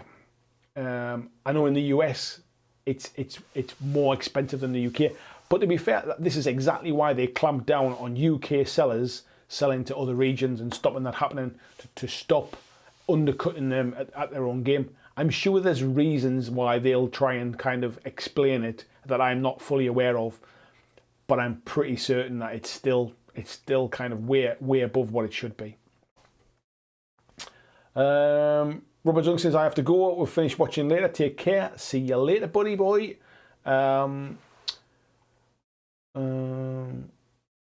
Where are we at? Claudio is saying, yeah, with the exchanges, even here in euros, you feel it. GW is crazy expensive. Yeah. Jim's on. Nice to see you, mate. He says, I've been wanting Crisis Protocol too, but I already have too many models to paint. I still quite fancy it. I love the Marvel stuff. I love comic books and things. My little boy would go absolutely nuts to have a Marvel game as well, and to see them on the table and roll some dice with me. So yeah, maybe one day, maybe I'll get into it. But at the minute, I'm kind of full with what I'm doing. Scott's saying the Marvel expansions, what's put them off with a price. Tiberius is saying, and only in England, by the way. I'm not sure what that was in relating to. Oh yeah, only in England. Yeah, that was the C1 person thing, isn't it? Don't even get me started on that, mate. Now. See, he's doing a bit of painting now. Likely wouldn't be if this wasn't on. That's kind of my point, mate. Good one for picking up the brushes. Glenn says, Andy, what's this Dread Ball thing you've planned? I've not really planned anything yet, mate. My idea was, so at the minute, I've obviously got the Kings of War slow grow thing going on. We've got the Dead Zone thing going. I think at some point in the next few months, once the Dead Zone one's probably done, I'll probably run a similar challenge to paint up a Dread Ball team, I think, just because the teams are really good value, they're cheap. There are plenty of people kind of have the game kicking about and maybe aren't playing it too much. I've started to kind of play it at home with my wife and I've kind of enjoying it, and I'll probably pick up a new team to paint for maybe for me and for her. So I just thought if I'm going to paint one, I might kick off another challenge for that one, mate. But it's yeah, nothing's kind of set in stone. It was just an idea that I had, mate. And you must have seen when I mentioned on the live stream at the weekend. David saying, definitely use these live streams as virtual hobby group. The community here is great. Love y'all. That's great to hear that, mate. Great to hear that. Steve saying, yeah, I miss my Sunday night gaming club. We've been having some regular painting sessions, but not the same. I think it's kind of you have to do what you have to do, mate. To be fair, don't you? Terry saying, good night, Andy. Really interesting subject tonight. Thanks. Thank you very much, Terry, for coming in, and thank you as well for upping your pledge as well this week. Thank you very much, mate. Marco says his motorbike is sowned. Best weather ever in spring, and the bike's stuck in the garage. Yeah, that's got to hurt me, hasn't it? Although to be fair, they're saying outside's better now. Maybe you should get it back out again. Busey's saying, where the hell can you get Star Saga for 20 quid? You can get it, mate, from Troll Trader. At the moment, they've got a deal with free shipping as well, I think. 20 quid and free shipping. Mark Berklos is another fantastic chat. Really enjoyed it and live tonight. Have a great one all, and speak to you in the horrible lot in the Discord. Yes, see you in the Discord, my friend. Ben saying, I think this forced withdrawal has helped me with my GW acquisition disorder. Shame someone keeps introducing me to awesome games from other companies. Sorry, mate. Claudia saying, okay, if BlackJack Legacy is doing Dreadball, I might get into it. Did a few extreme matches with my ex 6 years ago and kit bashed most of the minis. Yeah, it's just something else, mate. These little challenges, it's the kind of thing. And to be fair, if we could have bought like GW stuff, I might have done like a Warcry challenge or something like that. But it's just it's games I'm playing. It's the stuff I'm interested in.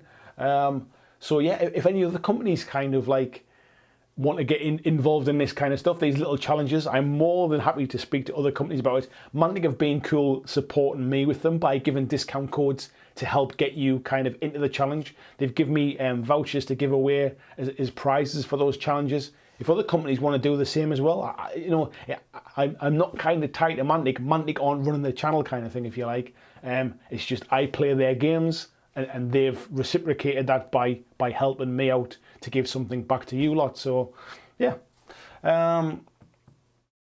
where are we at? Scott, not another game to look at. Chris Palumbo says, yeah, you could argue GW has plenty of exposure already. They probably won't get any new players into the hobby that their large fan base wouldn't be able to. Smaller companies do need exposure. To be honest, Chris, it's one of the reasons why this channel is how it is. It's why it's community funded by Patreon, by Super Chats and things like that, is because if I do a video about, let's say, Burrows and Badgers, for example, it's a great game, beautiful minis, it deserves to get some exposure. There's not a lot of stuff on YouTube. If I make a video about it, it probably won't get many views because there's not a lot of people looking for it.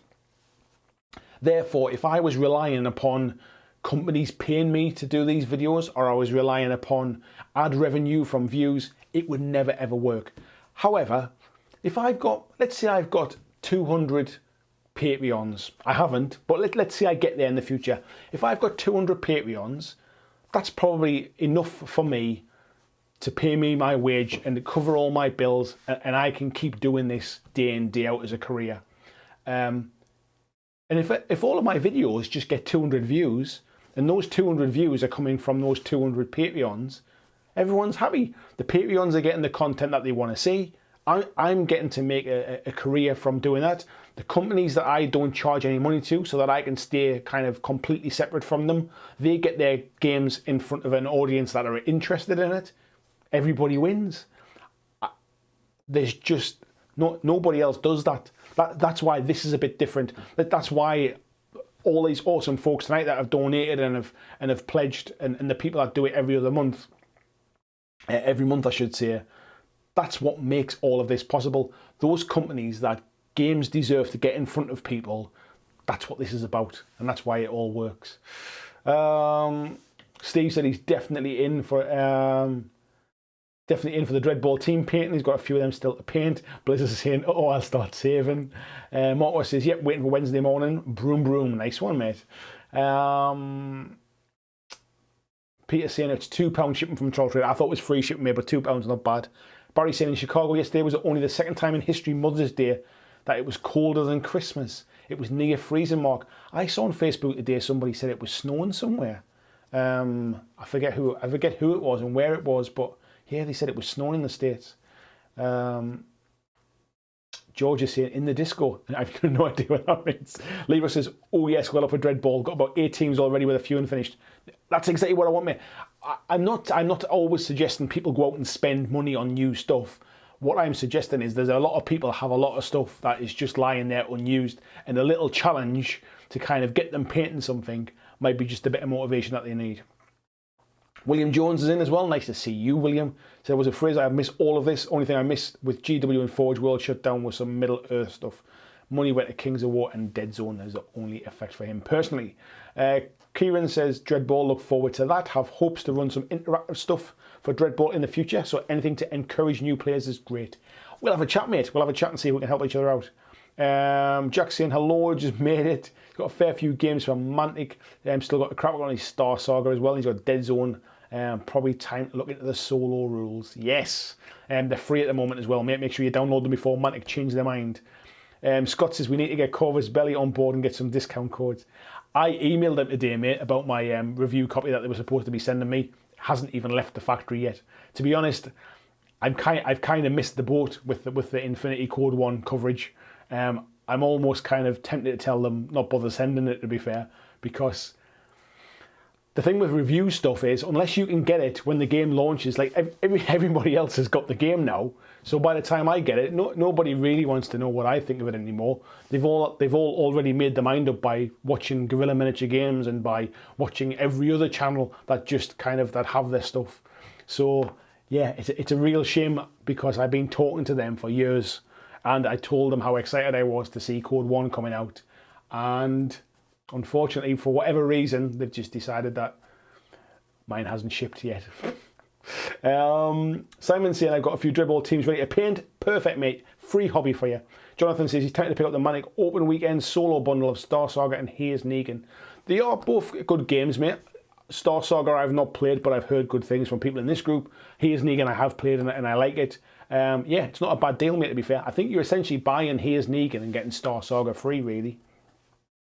Tim saying he's watched a Burrows and Badgers video 10 times to make up for it. Do you know what it is, mate? I get my stuff painted up. I'll have to build bits of terrain and stuff for it. But it's like, if people want that kind of stuff, I can only encourage you. Please consider checking out my Patreon from as little as $2 a month. That's what makes all of this thing work. If in 12 months' time, when I've been doing this, if I can't kind of make it if I can't, because the only reason I can do this now is because I've been saving up to bridge the gap between kind of what my bills are and how much I earn from YouTube now and from Patreon and everything else. And the idea being, if I create more time, I can create more stuff. I then can encourage more people to be Patreons. So the idea is I've kind of jumped into this a bit with good faith and hoping that I can kind of, hope's the wrong word. I know that I can do this, but it only works if people come on that journey with me. So yeah, if people want to see Burrows and Badgers stuff, if they want to see those games that basically they don't see anywhere else, then please do consider sort of pledging to the Patreon. That's what makes this all work. And to be fair, Tim, you have from pretty much day one, so thank you very much. Busey says Troll Trader legit. Yes, mate, they are legit. They are essentially TT Combat. They're the same company. TT and TT Combat stands for Troll Trader. And they're also, I think, they're either the biggest or the second biggest distributor in the UK. Jeans saying, not Andy, but my 2 cents. A lot of research went into choosing that location. Timetable will be pushed back. That was to David Delaney, which I don't know what the... Oh, there it was, sorry, here. It's just jumped off the top of my tab. I've completely missed loads of chat because it jumped as I was talking about it. Christian saying, you might find now is the time to do some Burrows and Badgers videos. Lots of people on the OS1 Facebook group asking for them. Thank you very much, mate. I hadn't seen that. Claudio saying would love some bros and badges. Yes, mate. I just need to kind of pull together a nice table and stuff for them as well, don't I? Robert says, I'd take you on my airsoft fire team if you fancy. I don't go often, but a game in the Northeast would be good. If we get back to a kind of a normal level where we can all get out there, mate, I'll take you up on that offer at some point. James saying it was snowing on his walk today in Western New York. That might have been where it was. I think it was New York today, mate. Somebody. Jackson with all this dead zone talk on here. Every shop is out of stock. I know. Isn't that cool? It just shows, though, to be fair, like, I'm not suggesting I'm a big channel or anything like that, but doing these kind of challenges, like talking about these games, has a big effect for these like sort of smaller companies. And that's why something like this works really well. I can be honest, if I pick a game up and I think it's garbage, I'll tell you why I think it's garbage. You might still love it, but I'll tell you why I don't like it. If I think a game's great, I'll tell you why I like it, but it might not be for you. So I can be completely independent from that stuff. But it just shows like the effect it can have. Like that live stream's kind of got over 1,000 views or something now. If even 10% of those people kind of went out and bought that starter set, they sold out, basically. They got none left. Scott's saying his Star Saga Extra Infinity Terrain and his Gija tag for Infinity getting delivered tomorrow. I tell you what, mate, you must be getting some coin for overtime at the minute that you've bought a load of stuff. Kev says, do you have any advice on selling painted armies on and get what they are worth? Yes, my advice would be, do not expect to get back the money that you have spent buying those models and the time and effort you've spent painting. Unless you are a phenomenally good painter,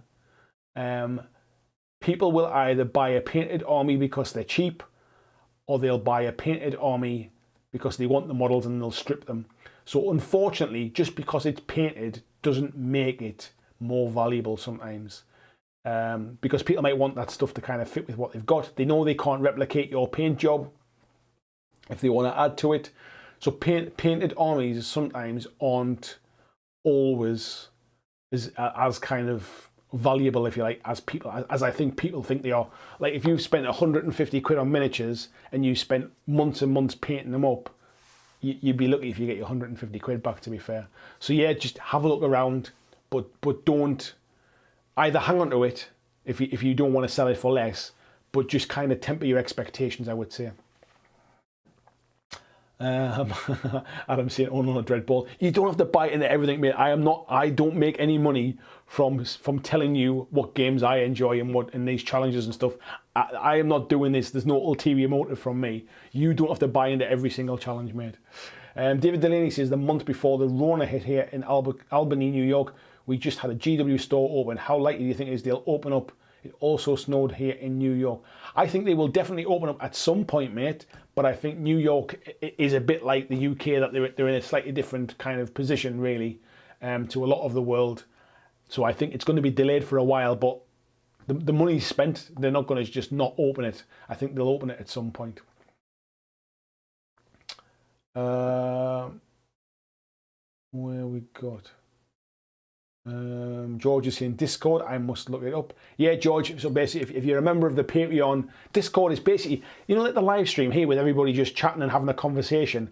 That's what the Discord group's like. So what I find is in Facebook, somebody will ask a question, you'll get a few comments. Facebook doesn't always show me all of those sort of things that people post, and you end up scattered around having random conversations about stuff that it's not easy to link together.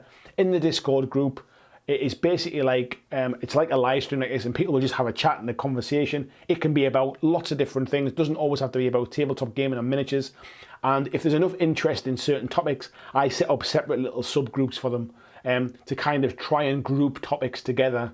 But in general, it's a ramble like this. It's like chatting to your mates kind of thing, which is why it works really, really well. I'd never used Discord before I set this group up, so... Claudio was saying, in Bavaria, Germany, we get around 2 days of little snow this winter. Sad. Bobby Clark says, did you notice any independent stockers upping their social media presence or offering deals while GW was closed? Some of my hobby suppliers closed temporarily and I heard nothing from them. to be fair, mate, like if I think about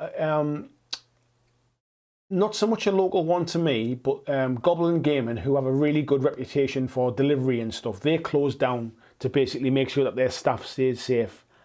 So they didn't actually sell all of their GW stock, I don't think, because they basically closed down because they couldn't implement social distancing correctly to make sure all of their staff were safe. So I've got a lot of respect for them for doing that. But to be fair, they've still been posting up videos of stuff that they've been doing. They did like an online one evening. They did like a gaming quiz where kind of people could like come onto their Facebook page and take part in one of the quiz things that they had set up. They've been doing quite a bit for a shop that closed down. There are other shops that didn't close down, but obviously have like had staff furloughed and stuff that I've not really heard a lot from. So yeah, it's a strange one. I guess at the end of the day, some of those people are like worried about their livelihoods, I think, and worried where their money's coming from. So maybe kind of keeping the community happy might not have been their main focus, but the ones that did do a good job, I think will come out of this with flying colours, I think. It's got to see another one do it. Paulman saying Spain's got some very draconian lockdown rules in place, so anything coming from Spain could be very delayed.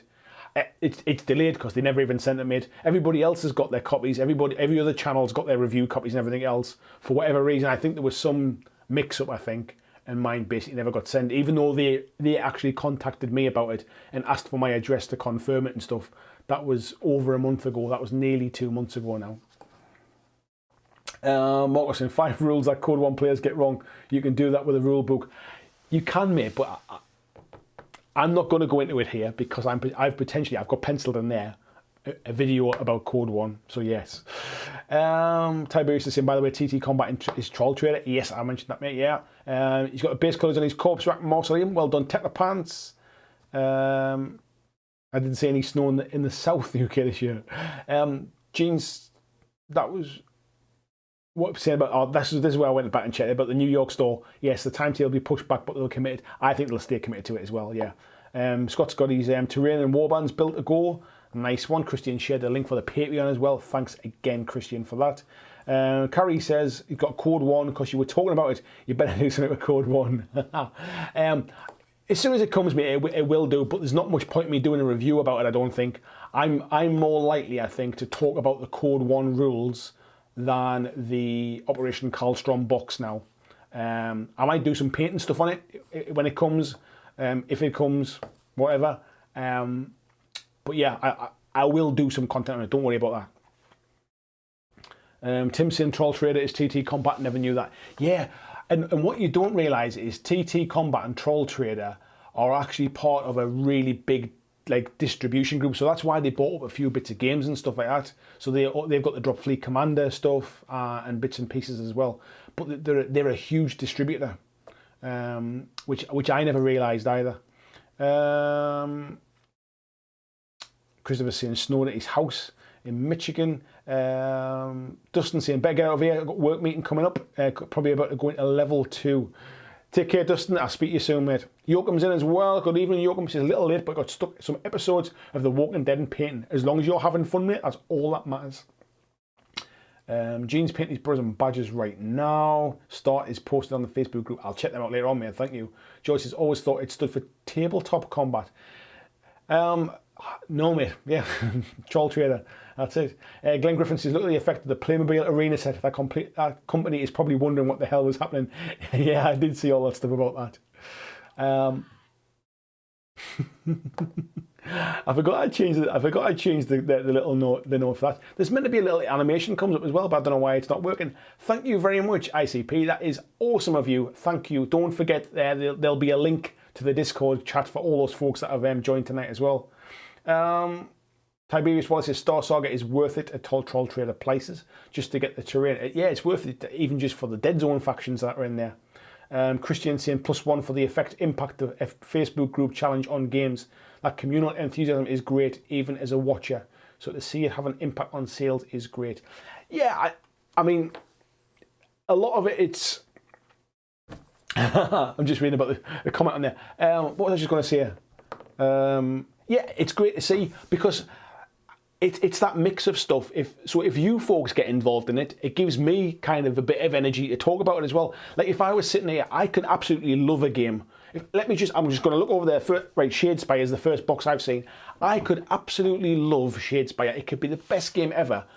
But if you lot don't like it, there's no point me trying to kind of like drive a challenge about it. If I said, right, we're all going to go out and buy a Shadespire warband and we're all going to paint it up, and you were like, I ain't buying that. Like, there's no way I'm buying into that game. So it's that reciprocation of stuff as well. So if you lot are like think about that game if you think it's good value, if you think it's interesting, if you think it's something that you might want to do, that's where these little challenges work. It's my kind of job, if you like, to put those games in front of you, tell you my honest opinion, the pros and cons, and allow you to make up your own mind if it's something that you're interested in. So yeah, I think it's cool. Where are we at? Rob Marshall. Oh wow, it's well busy. Adam says he can't help himself. It's stuff I'm in already. Gene saying commission painting is much safer prospect, giving somebody exactly what they want, but you can still get some bonus hobby coin. Yeah, if you're good enough, mate, I think commission painting is sometimes a safer bet, but it's still not like you don't make great money, but at least it's kind of guaranteed money, if you like, that way. Robert saying, better get a couple of hours sleep before you shift. Take care, Robert. Thanks for coming in tonight, mate. Carrie is saying, is Discord for Patreons only? It is, mate. But it's at all pledge levels. It doesn't matter if you pledge $2 a month, which is the entry level. Anywhere above that, everybody gets access to the Discord chat. It's just that at higher levels from that $2, there's extra bonuses. So, for example, I do a podcast every month, and if you're at $5 and above, you get the podcast every month as well. So there's more stuff that you can get through the tiers. But if you're only interested in the Discord group, $2 a month, think of it as all right. Robert Marshall's just coming there as well. Awesome, Robert Marshall. Thank you very much. Think of it as buying me a cup of coffee, for example. I think it says in the Patreon group. Think of it as buying me a cup of coffee for a guaranteed 4 videos a month. And at that point, that was basically 4 live streams a month. You were getting 4 live streams a month, and you're basically saying thanks with that $2. Now I'm doing this full time. I mean, in the last week, we had live stream on the Monday, we had painting stream on the Wednesday, I had 2 videos for Elia Chronicles on the Monday as well. That's 4 videos. And then this weekend, I did 2 videos for airbrushing. So that is 6 videos I did in the last week. This week, we've got obviously live stream tonight. We've got the hobby hangout on Wednesday. There'll be another video on Friday, as long as I can finish getting that one filmed and stuff. So the content is starting to ramp up now. So even in the Patreon where it says for a minimum of 4 videos a month, I'm doing like, I did 6 last week. So hopefully that's the kind of stuff that I'm trying to kind of show that that commitment and stuff. And that's why the Patreon is a way of keeping the whole thing funded. So thank you very much, Robert Marshall, for joining as well. You are a legend. Thank you. Even though you're off the night shift as well, enjoy that shift. Don't work too hard. Scott saying Discord groups are brilliant. Never put my phone down. Thank you. Peter Nicholas is saying, do you use notebook and pencil yet? I've never stopped playing with it, mate. The notebook had all of my notes written on it. So you can see this was all my pros and cons for tonight's thing. So I did use it. It was organised. But I'm a fiddler. So I've been spinning my pencil around all night while I've been chatting. Christian says you could do another mountain the poster map on the board for Code 1. I did think about that because the old mats I think were double-sided. The new one is single-sided. So if I can get to somewhere like Hobbycraft and buy the materials that I need, I would probably definitely do that, mate. Scott was saying the miniatures are beautiful though, to be honest, and they are gorgeous, mate. Yeah, I've been watching everybody else's unboxing of them. Tiberius is saying he understands a lot of the new on-sprue stuff they sell is shop-worn seconds brought up. They do a lot of stuff on eBay, don't they? David Matty saying, night all work in the morning, trying to fit a square peg into a round hole. Take care, mate. Look after yourself. John Francis saying, Discord's really good. Worked well for Mantic's open day. And Pat McCon, of course, not as nice as the BlackJack community. You're a legend. Lee Russ said, really interesting topic tonight, mate. Got to head off night all. Take care, Lee. I'll be listening to your podcast later, mate. So thank you very much for coming in. Thank you for joining the Patreon as well. Oh, that's just jumped off the top of my screen again. Scott's built 2 nightmares tonight. We roll dice. Nice to see you. He said, greetings from Canada. Still snowing here, putting together the last of his Warcry. Great value in the box. Had my first game against my wife. She still beat me with her Stormcast. Nice. Congrats on getting that all put together as well. It's a great set. George says, Patreon is in dollars. It is. Patreon is an American company. Therefore, you pledge in dollars. And when I withdraw the money, I have to pay the transfer fees and all that kind of stuff as well. So, like, there's costs and stuff involved as well for me. So yeah, unfortunately, it's in dollars, but it's an American country. That's why I keep saying it's $2 basically. Scott says we all want to participate with each other in these challenges. I will be opening these challenges up as the months go on as well. This channel is not a Mantic channel. I love the Mantic stuff. It's the games I play, but don't think for 1 second it's just going to be Mantic forever kind of thing. It's just Mantic stuff at the moment, for example. But like things like Code 1, things like the Elia Chronicles, there's something I've got coming up is about bolt action stuff. There's a real mix of stuff. That's what keeps this all mixed up. The Burrs and Badges stuff and things like that. I've got Conquest that I've been building up the miniatures by Parabellum War Games as well. There's a real mix of stuff coming up in the future. So if you're not a Mantic fan, don't think, oh, I'm not watching his channel anymore. He just talks about Mantic stuff. It's just I'm talking about Mantic stuff now. So some of those challenges will be a mix in different companies and things as well. Where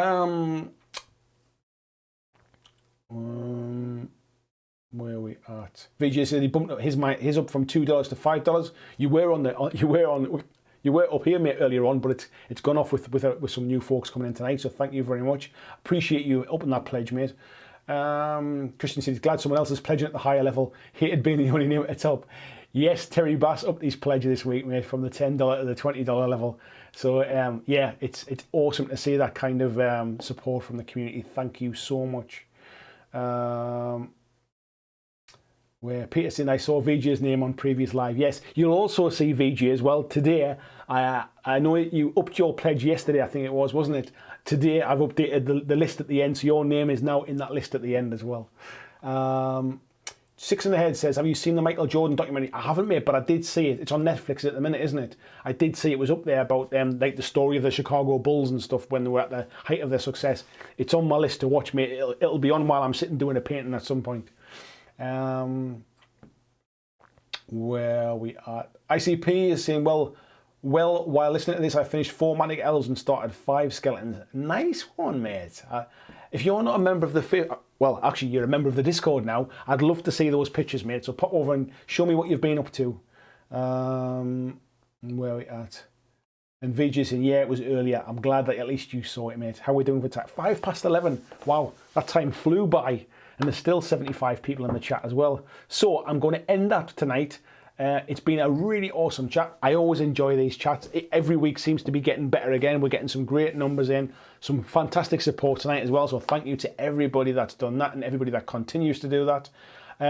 Wednesday, I'll be doing a live stream again, where I'll be sitting painting. It's normally 8:30 UK time until I kind of run out of steam, really. But those ones tend to go on a bit later.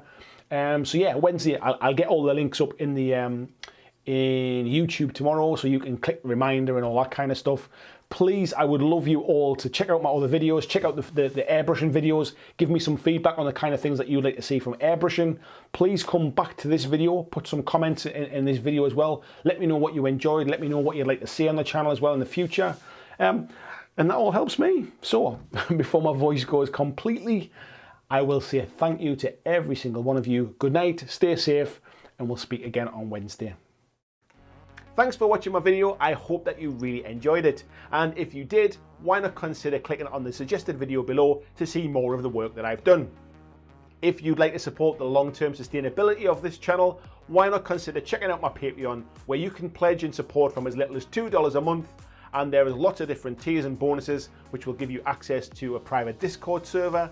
It will give you free t-shirts, free mugs, a podcast every month, and a number of other things, including getting your name at the end of every video, like these awesome folks who already support me now.